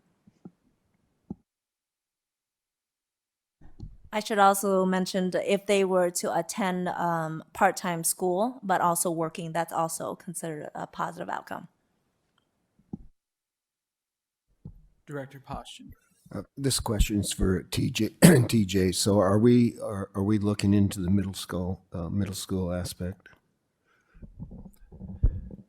We're not doing that right now, but we evaluate where we want to take our programs at the end of every year, where we can afford it, and I'm sure that that's on Courtney's radar. If you ask IJAG, it would be in every middle school. They love their program, we love the program, and so in order to build the right capacity, we have to do it right. And as you can see, the people that run the program make the program. They really do. We got ourselves a dynamo here, and with administration supporting it, because it is a heavy lift to do it right. What you just heard and described is hard, and it takes special people to do it, and we got to do it right.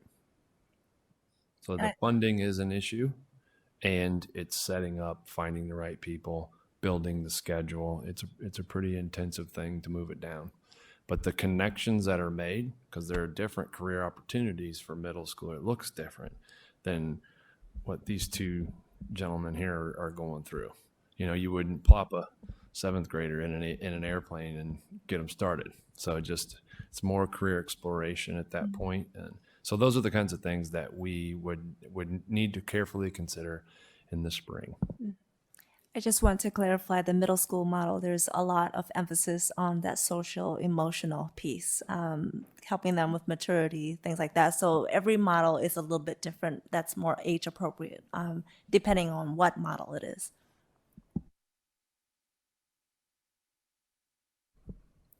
Thank you all very much for your presentation.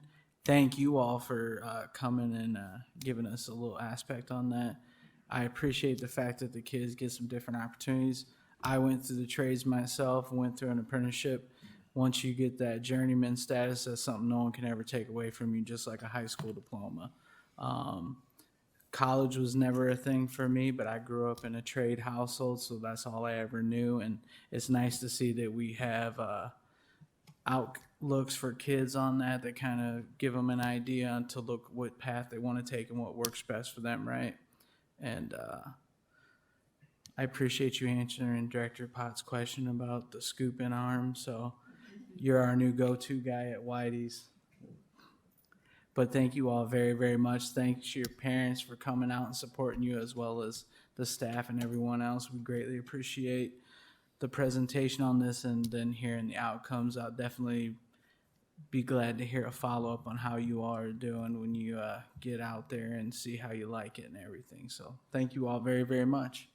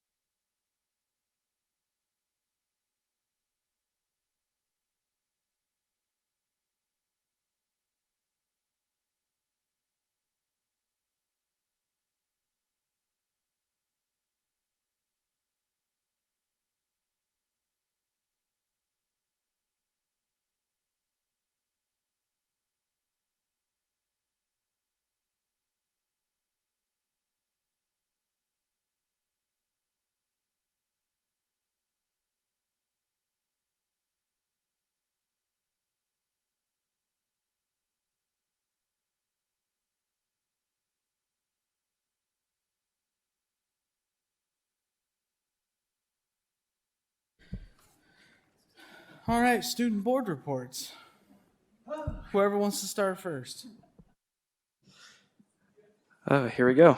All right, so starting off kind of neat.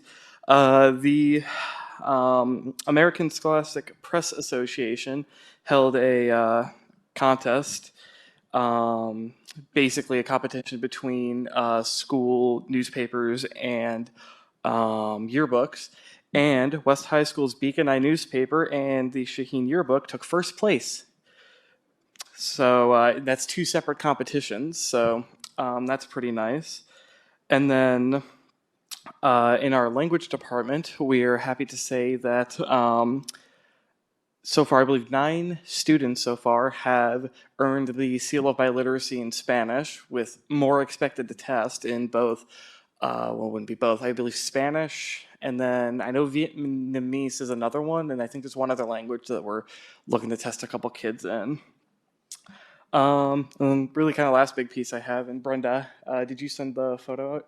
Or I guess I got 2 big pieces. We held the Special Olympics basketball game, West High did, last Saturday at North Scott Junior High. I thought I had written down more details on it, but I unfortunately did not. So there's that. And then last bit of news, our Kenya team is still in Kenya. Deployment, as far as I'm aware, has gone pretty smooth. No huge bumps. Everyone's all right so far, and we're looking at them hopefully returning by the end of this week. So really excited to see some of my friends back and hear how it went, and we'll be very excited to share the entire process once that occurs. So thank you guys. Over on North Side, we got a lot of big things happening over the next couple weeks and months. So at North, we have a Science Bowl team headed by our very own Miss Laura McCreary. And this weekend, we have our competition in Ames. We've been working since the beginning of the school year for this. I have the privilege of captaining a team of my good friends Angela Chen, Cohen Calloway, Arison Barnett, and Abby Johnson. We'll be competing against some other 40, 50 teams from across the state. And if we place high enough, we'll go to another competition and, something like that. So we're really excited for this weekend. I'm already putting together a playlist for the road. And right now it consists of lots of Taylor Swift. We'll see about that. Also, Green Team is showing the film Youth Unstoppable on February 5th in the North Auditorium at 2 p.m.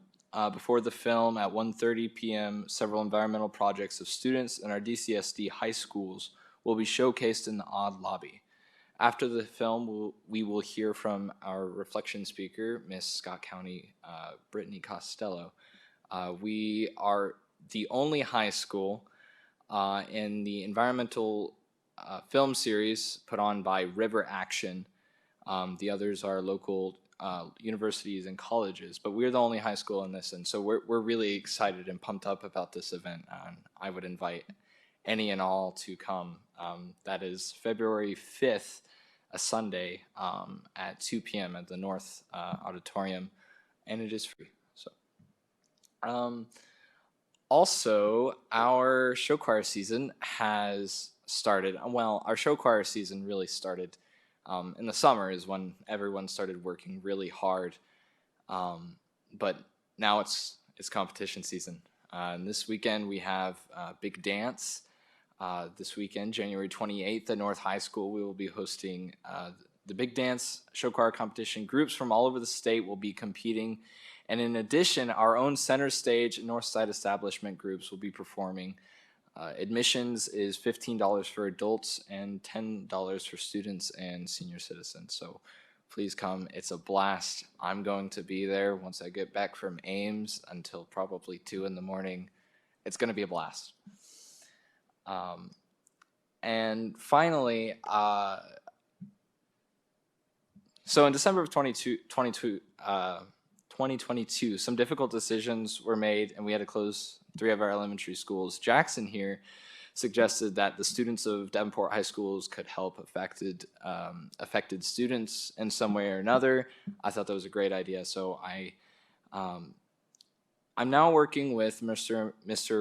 Josh Romansky and several teachers that run student leadership groups to organize such an initiative. We've still got a lot of details to iron out, but I was really excited to share that, and I can't wait to share the results months from now. I think, Jackson. Sorry, I won't take away from you too much. I just wanted to really make a point that when I had brought up that idea, I wasn't expecting it to go anywhere. I thought that it would be too ambitious, kind of within the, to be quite honest, within the bounds of what the school district would allow. And he pulled it off. And he pulled it off good. He's created a really well-formatted website with all the plans. He's giving me way too much credit by simply coming up with the idea when he's the one that's really put all the kind of meat and potatoes together. So much credit to Landon for taking the time to put all this together, to contact the right people. I'm obviously going to help orchestrate the Planet West. We have our NHS meeting tomorrow, so I'm really planning on bringing that up. But just I cannot be more thankful to Landon for really getting this off the ground when I didn't even think that was a possibility at all.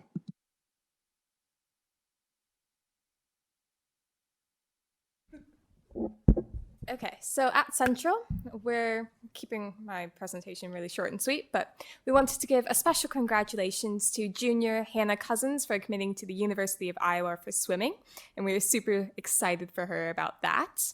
4 of our dance team members, Alexis Panther, Trey Gordon, Mia Carr, and Cassidy Gertz, qualified for the semifinals round of solos for the National Dance Team competition, which is super cool. And going back to our IJAG program, the 9th to 10th grade IJAG program is holding their annual Together We Care fundraiser tomorrow from 4 to 8 p.m. at the West Kimberly Applebee's. If you order off of the Together We Care menu, half of the proceeds will go to the program. So there's a good excuse to go out to eat.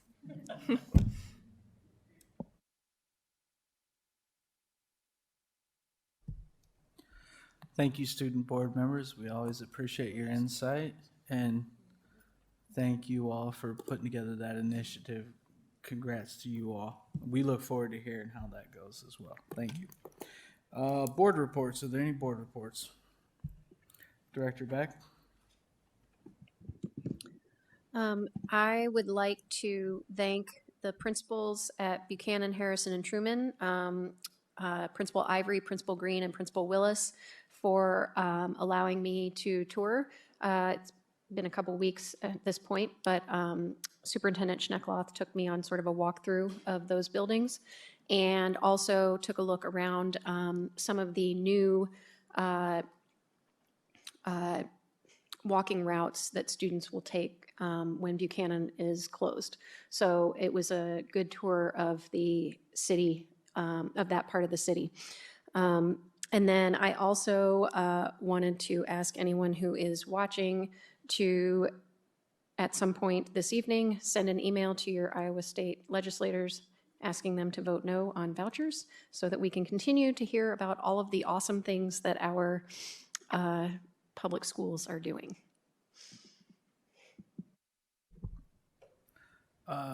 Director Klein-Jerome. I would like to thank the principals at Truman, Fillmore, and Eisenhower, Christy Willis, Mandy Bowman, and Dave Martin for setting up. I observed classrooms of the new math curriculum, thanks to Candy Collins and Julie Lundvall at Truman, Kylie Higgins, and Lori Macias, sorry I messed your name up, I'm sure, and Teresa Beshan at Eisenhower.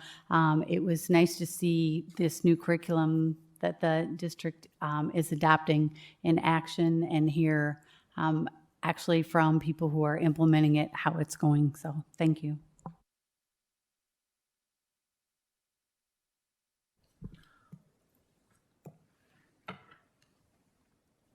All right. I would also like to thank the kindergarten staff at Fillmore for an awesome kindergarten presentation that my wife and I attended on Thursday. I think it was last week. So thank you to all of them. The kiddos did a great job. With that, we'll move on to communications. Brenda, we didn't have any virtual open forums. We don't have any. So no open forum tonight. Consent agenda. May I have a motion on the consent agenda? Mr. President, Director Hayes. I move the board accept the consent agenda as written. Thank you. Is there a second? Second. Seconded by Director Klein-Jerome. Is there any discussion? All those in favor say aye. Aye. Aye. Any opposed, same sign. Ayes have it. Superintendent report. None at this time. Committee reports. Data wall ad hoc committee. We are still moving forward with our early warning system and working with Judy Elliott in this. I know Mr. Flynn has been working with Josh Sun to to kind of finalize what the data pool looks like. Getting closer. Thank you. Finance Committee? We met last Thursday and went through the audit, as was explained earlier. Also looked at our key measures. Kevin, were you going to go through the key measures? Next agenda item. Okay.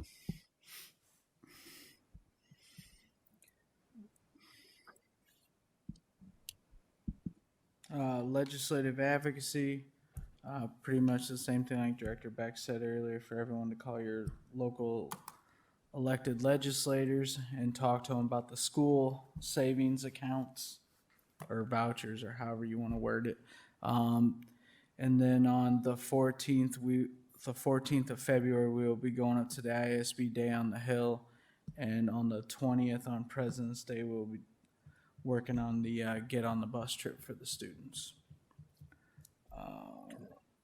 Go ahead.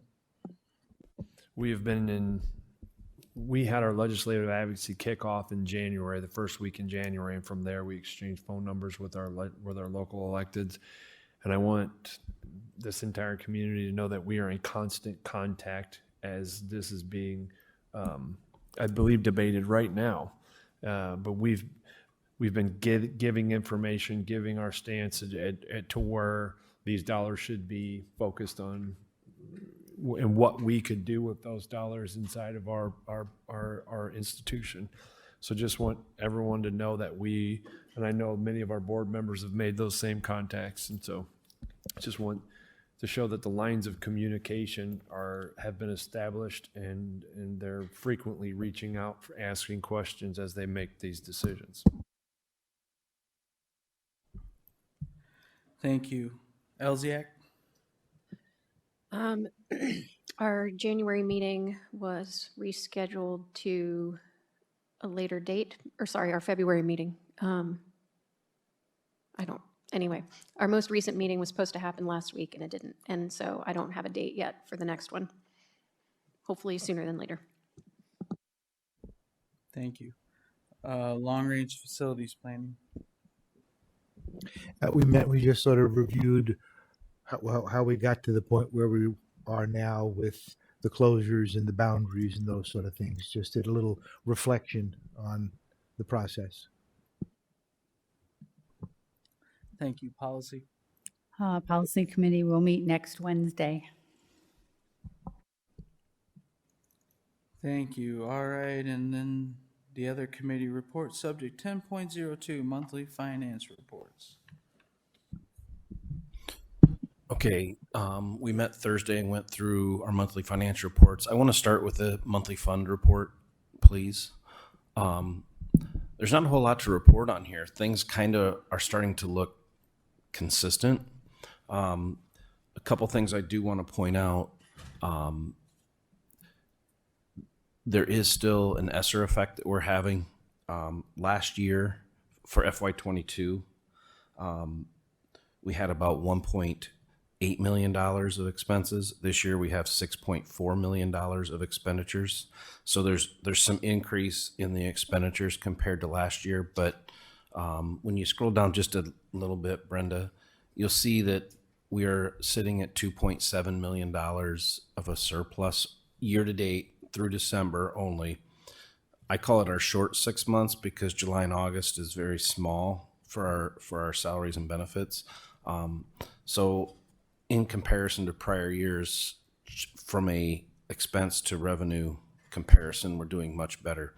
It would be even better if we had our ESSER funds on time, but again, we're paid in arrears quarter by quarter. So December being an end of a quarter, there's a lot bigger gap. Receive those funds in January and you'll see it jump back up, depending on what we spend in the next quarter. And really, there's really nothing else on the other funds to report. They look pretty standard. Any questions on our monthly fund report?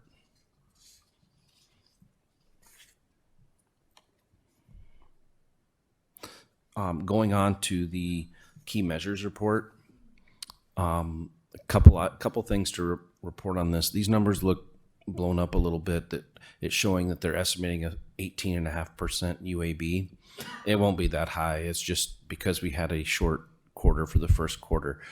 It's going to be higher for a couple reasons. One is the use of our ESSER funds, but two, with our vacancies that we had to start the year, the expenditures are lagging. As we get those positions filled, this will pick back up. And the same is true about being at 86% of our authorized budget. Again, that's the vacancy factor that's happening. And our solvency ratio goes up because we're not spending those dollars. One thing I want to mention on that solvency ratio is that going forward, probably when we get going into our budget for next year, which we're about ready to kick off, we won't have to cash reserve as much as what we anticipated, so we'll be able to back off that levy just a little bit. So if there's one silver lining in not having the staff that we should have, is we won't have to cash reserve as much as we might have otherwise. On page 2 of that, to point out, you'll see every year we have a chance to amend our budget. You'll see a variance in red there of $5 million. That's more of a product of having anticipated expenditures in instruction where we have more in support services. We'll be able to amend this in April just before we do our new budget for next year. It's really a simple factor of putting 4 numbers on a paper, 4 categories for the entire district. So that's not unusual to see, but we'll keep an eye on that and see how much we have to amend. But I wouldn't be surprised if we amend this year. Any questions on that?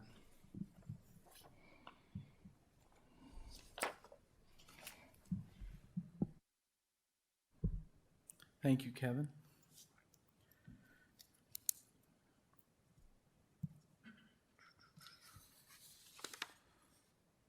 All right, we'll move on to items requiring action. May I have a motion on subject 11.01? Mr. President, Director Hayes.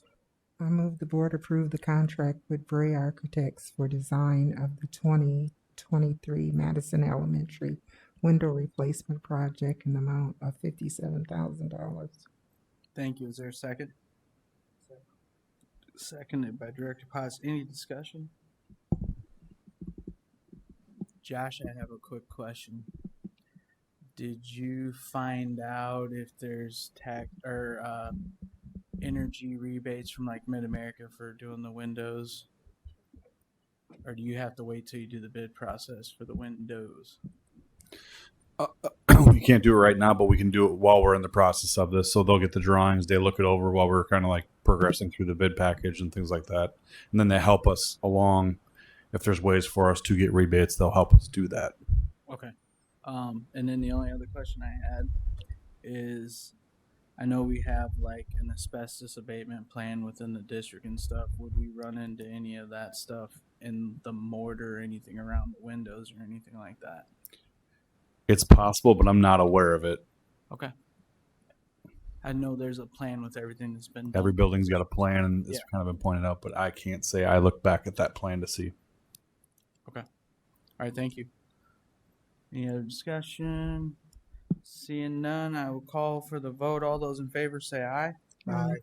Any opposed, same sign. Ayes have it. May I have a motion on subject 11.02 service agreement between Davenport Community School District and Specialized Education Services, Inc.? Mr. President, Director Beck. I move the board approve the contract for the services as outlined in the service agreement with SESI for fiscal year 2022 to 2023 in the amount of $328,801.72.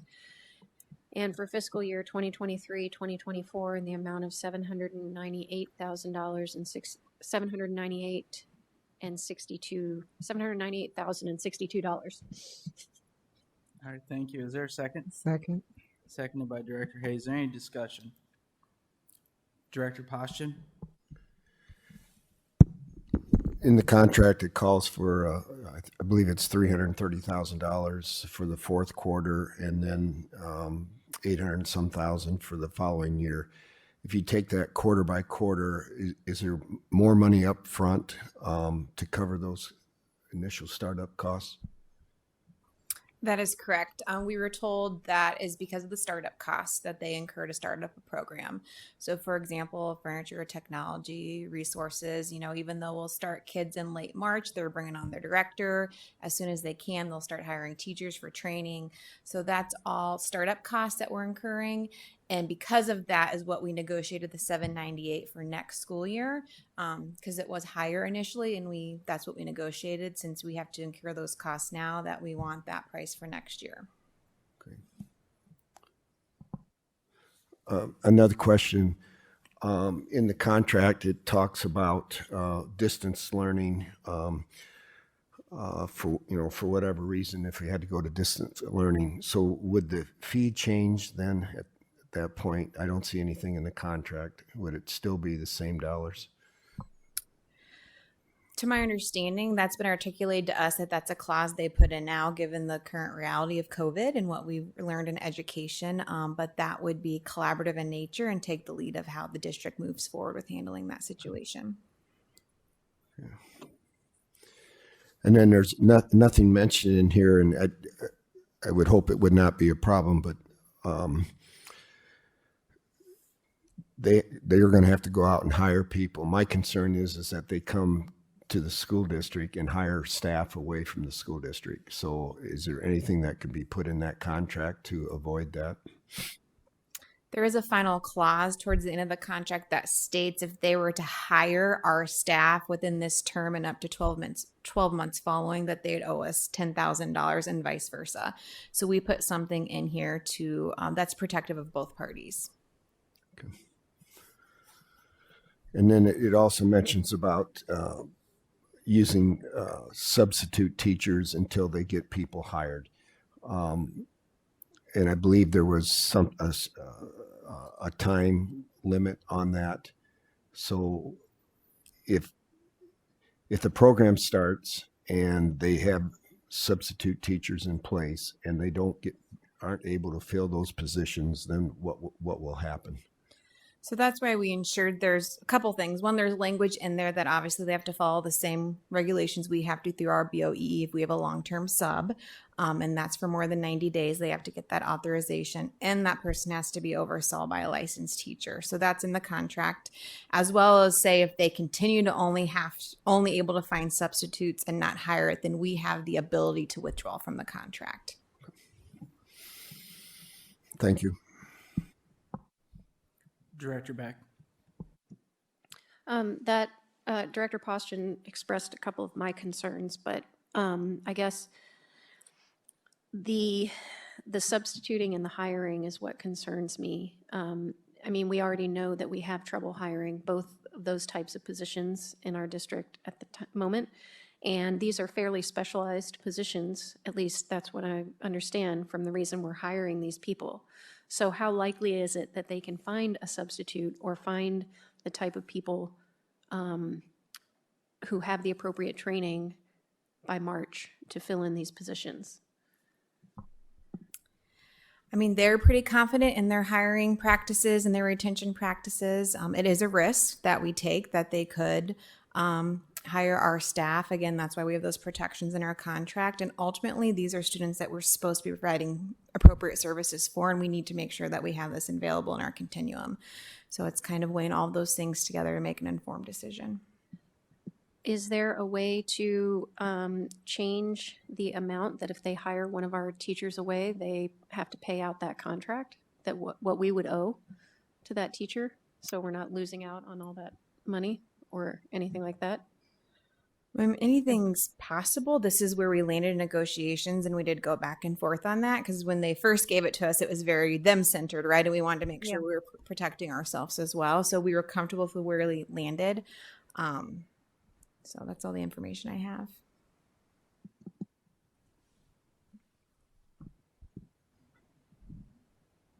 One of the things about that, when you say we don't want to end a teacher's contract that gets done in the 1st of June, and have them hire them away from us without the penalty clause.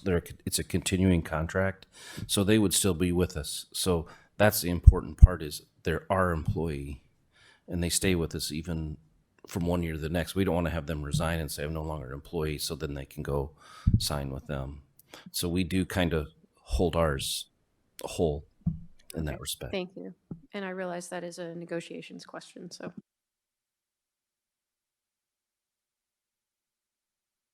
Director Kleindro. Are they paying a whole lot more than we are, since they will not be receiving IPERS and that type of benefit? I can't speak specifics about salary and benefits, but when the process of deciding if this is the right partnership, we were transparent in that, since this will be their first time in Iowa, that IPERS, we have a good retirement system here. So that's something they need to keep in consideration when they're looking to hire people.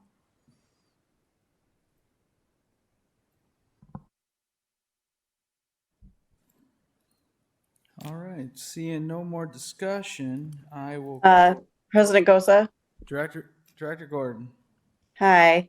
I apologize if this has been covered. I had to step out for a little bit and I may have missed this, but with the high price tag on this, especially with the uncertainty with what's going down in Des Moines with the vouchers and stuff, do we need to be concerned that if the voucher thing passes and we end up losing a bunch of money from our district to private schools, will we still have the money to fund this program?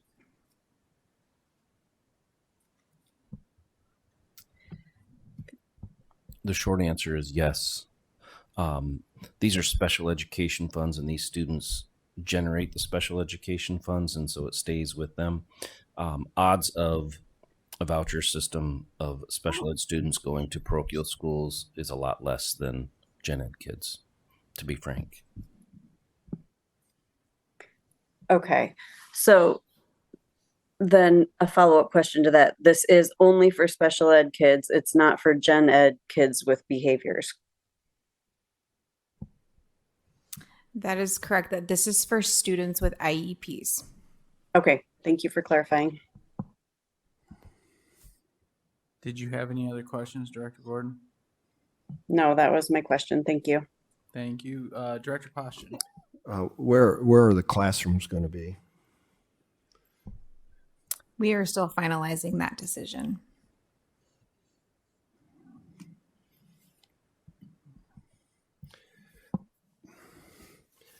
Are there any concerns as far as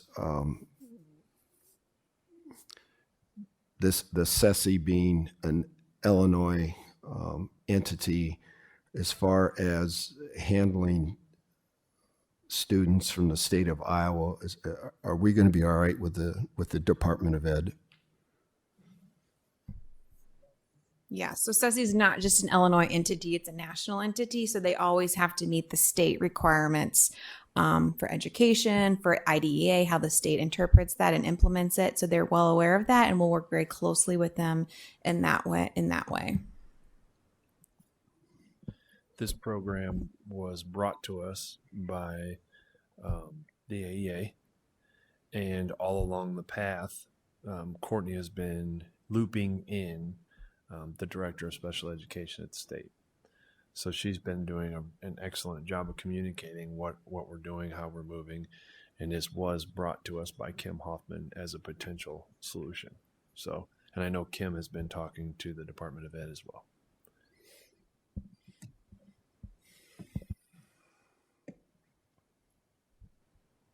Did you have anything else, Director Poston?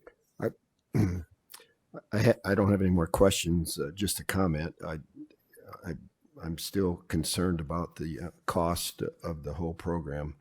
I know it's very specialized, and that a lot of times that adds to the cost. But I'm just concerned. I'm concerned that we start going down the same road that we've been, and so I do have some concerns from that standpoint. I guess I would also like to know where the classrooms are going to be. Director Beck. Two fairly short questions. So to Director Poston's point, do we provide busing to these students if the classroom is not in their home school? Yes. Okay. And then I am knowing that it's all special ed dollars. That's, if I'm not mistaken, that's money that we have to spend, but then we go to the SBRC and ask for that money the following year, correct? In a roundabout way, yes. Okay. The The special ed deficit, sorry. Right, the special ed deficit, because the way it's funded from the federal government to the states to LEAs, it's always underfunded. Mhm. To provide the services that are required in an IEP costs more than what the kids generate. So we do have the ability to get the authority back. Do we want to just say, then we've got a blank check? No, we don't. We've been, special ed department in Davenport School District has been working very hard to get their staffing just right of what they need to do to serve kids, but not more. We do have a high special ed deficit, but not higher than some of the schools our size. They've been working extremely hard at that. So they've been watching where they spend these dollars. The other point of those costs, the staff that we're trying to have or had, we'd be able to move those staff to other positions. If I'm right, we won't have to have as many staff members that would be generating expenditures. So some of that's defrayed by the cost of not having to have positions that we're trying to fill. Okay. I guess my other thing is more of a comment, kind of along the lines of Director Poston. We've been cited for disproportionality, particularly in behavior. And so I just want to make sure that that is very much on our radar so we don't go down the same road again.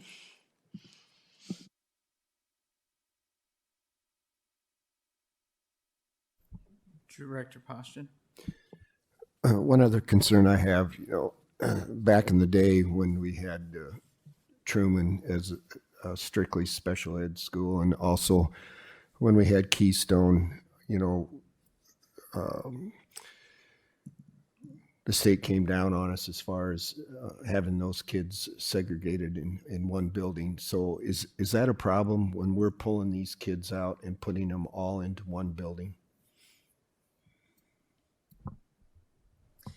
So I think it's really important that we treat this as a service for kids and not a location for kids. So that way we can be individualized for what kids need and they can have access back to their home building in whatever way is appropriate for them and when that's appropriate for them. So I think that's a mindset that we'll continue to work on and ensure for these children. Okay. Director Gordon, did you have any final questions?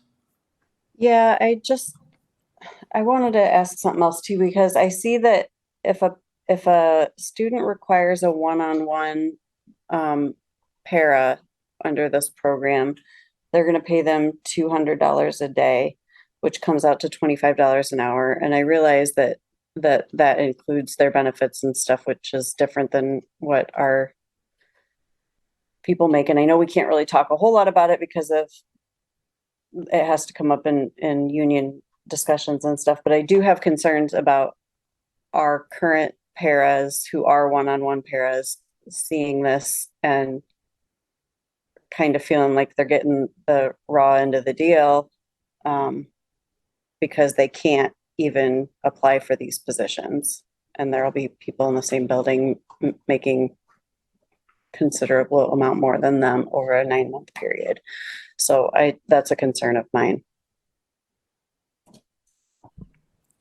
I'm going to ask a follow-up question to that.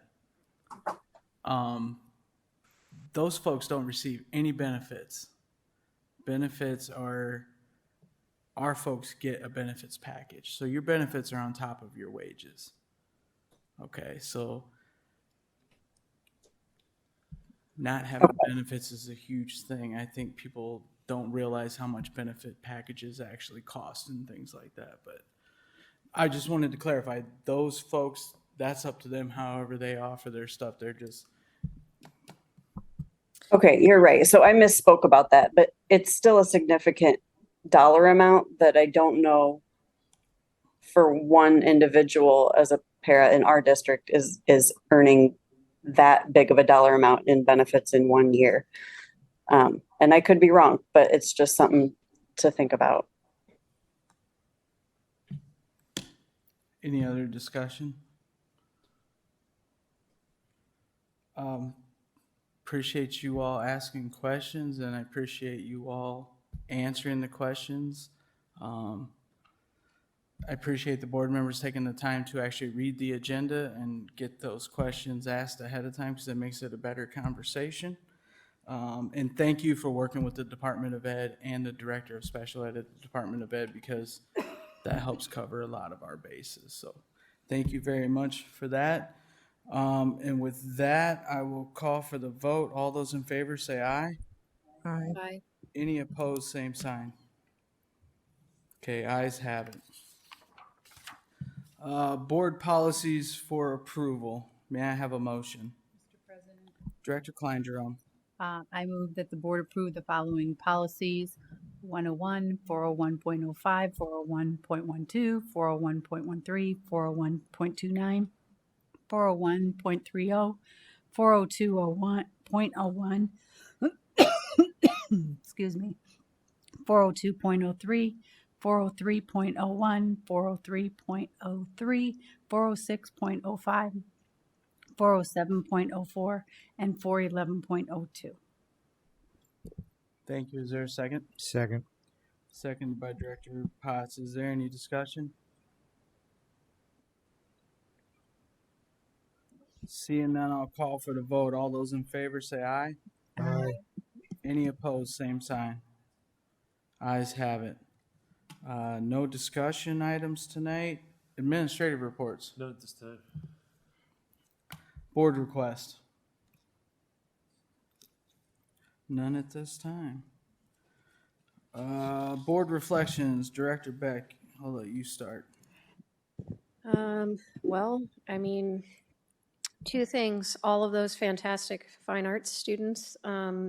We have incredibly talented students here, and we have very dedicated teachers. Once in a lifetime experiences are offered to our students. And I think it's absolutely fantastic. And then the two students who came and talked about IJAG, it's clearly a really transformative experience for them. And the fact that Mr. Porter works for us, I think, is a real testament to how amazing the staff and faculty are in Davenport. And to have the first in the state, possibly first in the nation, airframe mechanic apprenticeship is pretty cool. So that's it. Thank you, Director Poston. I second that. Director Hayes.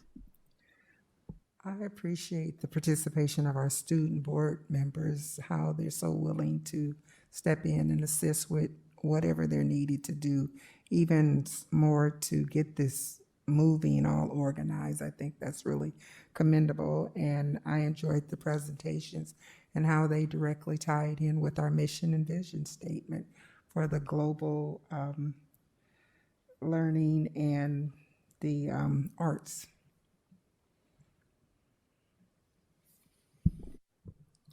Thank you. Director Gordon. I just wanted to reflect on the fine arts recognition, the presentation. So many excellent thespians, artists, and musicians of all sorts. And it just really speaks to the dedication of the fine arts staff and the determination and the drive of our students. And the staff and the students represent our district so very well. And I feel very, very proud to be both a board member and a band mom for this district. Thank you. Director Potts. I think I did the music presentations, the fine arts, and the IJAG. When we get our own students here telling us the experiences that we're providing for them are top quality, it's a credit to them, to their parents, to the teachers, and to the programs that we support. And I think we should send a band to Mardi Gras in Rio de Janeiro. I second that. Thank you. Director Klein Jerome. I agree. The fine arts and IJAG, the district is doing the right thing. These students are outstanding. I also have to give a shout out to Jackson, who came up with the idea, and Landon, who did not sit there and wait for somebody to come to him to figure out how to help. He went to Josh, setting up a plan. I mean, it's like, oh, that is so awesome that you're not just waiting for somebody to come to you and tell you what to do. He's reaching out and organizing this, so I think that's awesome. Thank you. Superintendent Schneckloff. One of the things that stuck out to me was when Mr. Wilga was talking about the number of students, the first time on an airplane, how many of the passports, things like that. And I think about what our instructors and our staff are doing on a daily basis of providing being there experiences. Because once you've been there, once you've gone there, once you've visited a place, you can never untick that box, and you're always going to want to go and do and see and be and all of those things. And that's exactly what our people are doing. I'm so incredibly proud of that. You know, people tell us all the time, you need to tell your story, you need to tell your story. We could have a meeting like this 2 hours every day and bring in different programs, and this is how it would turn out. You know, we get measured by our success all the time. This is pure success that you saw tonight. And those people are going to be absolutely phenomenal citizens in our community, and that's what we're doing every single day. We're taking kids and we're growing and we're moving. I couldn't be more proud of every staff member that was in here. And our students. It's just incredible. And those being their experiences are just hard to match. Thank you. I'm going to go ditto with Director Kleindrum because I thought I was going to be the only one to hit on the student board members, but I really appreciate the student board members really getting involved with their roles and going above and beyond. I think they're always well versed on talking about, and they also talk about their feeder schools and what they can do for their feeder schools. So I greatly appreciate that. And with that, Director Potts, I would entertain a motion to adjourn. So move. Is there a second? Second. All those in favor say aye. Aye. Any opposed, same sign. Ayes have it. Meeting adjourned.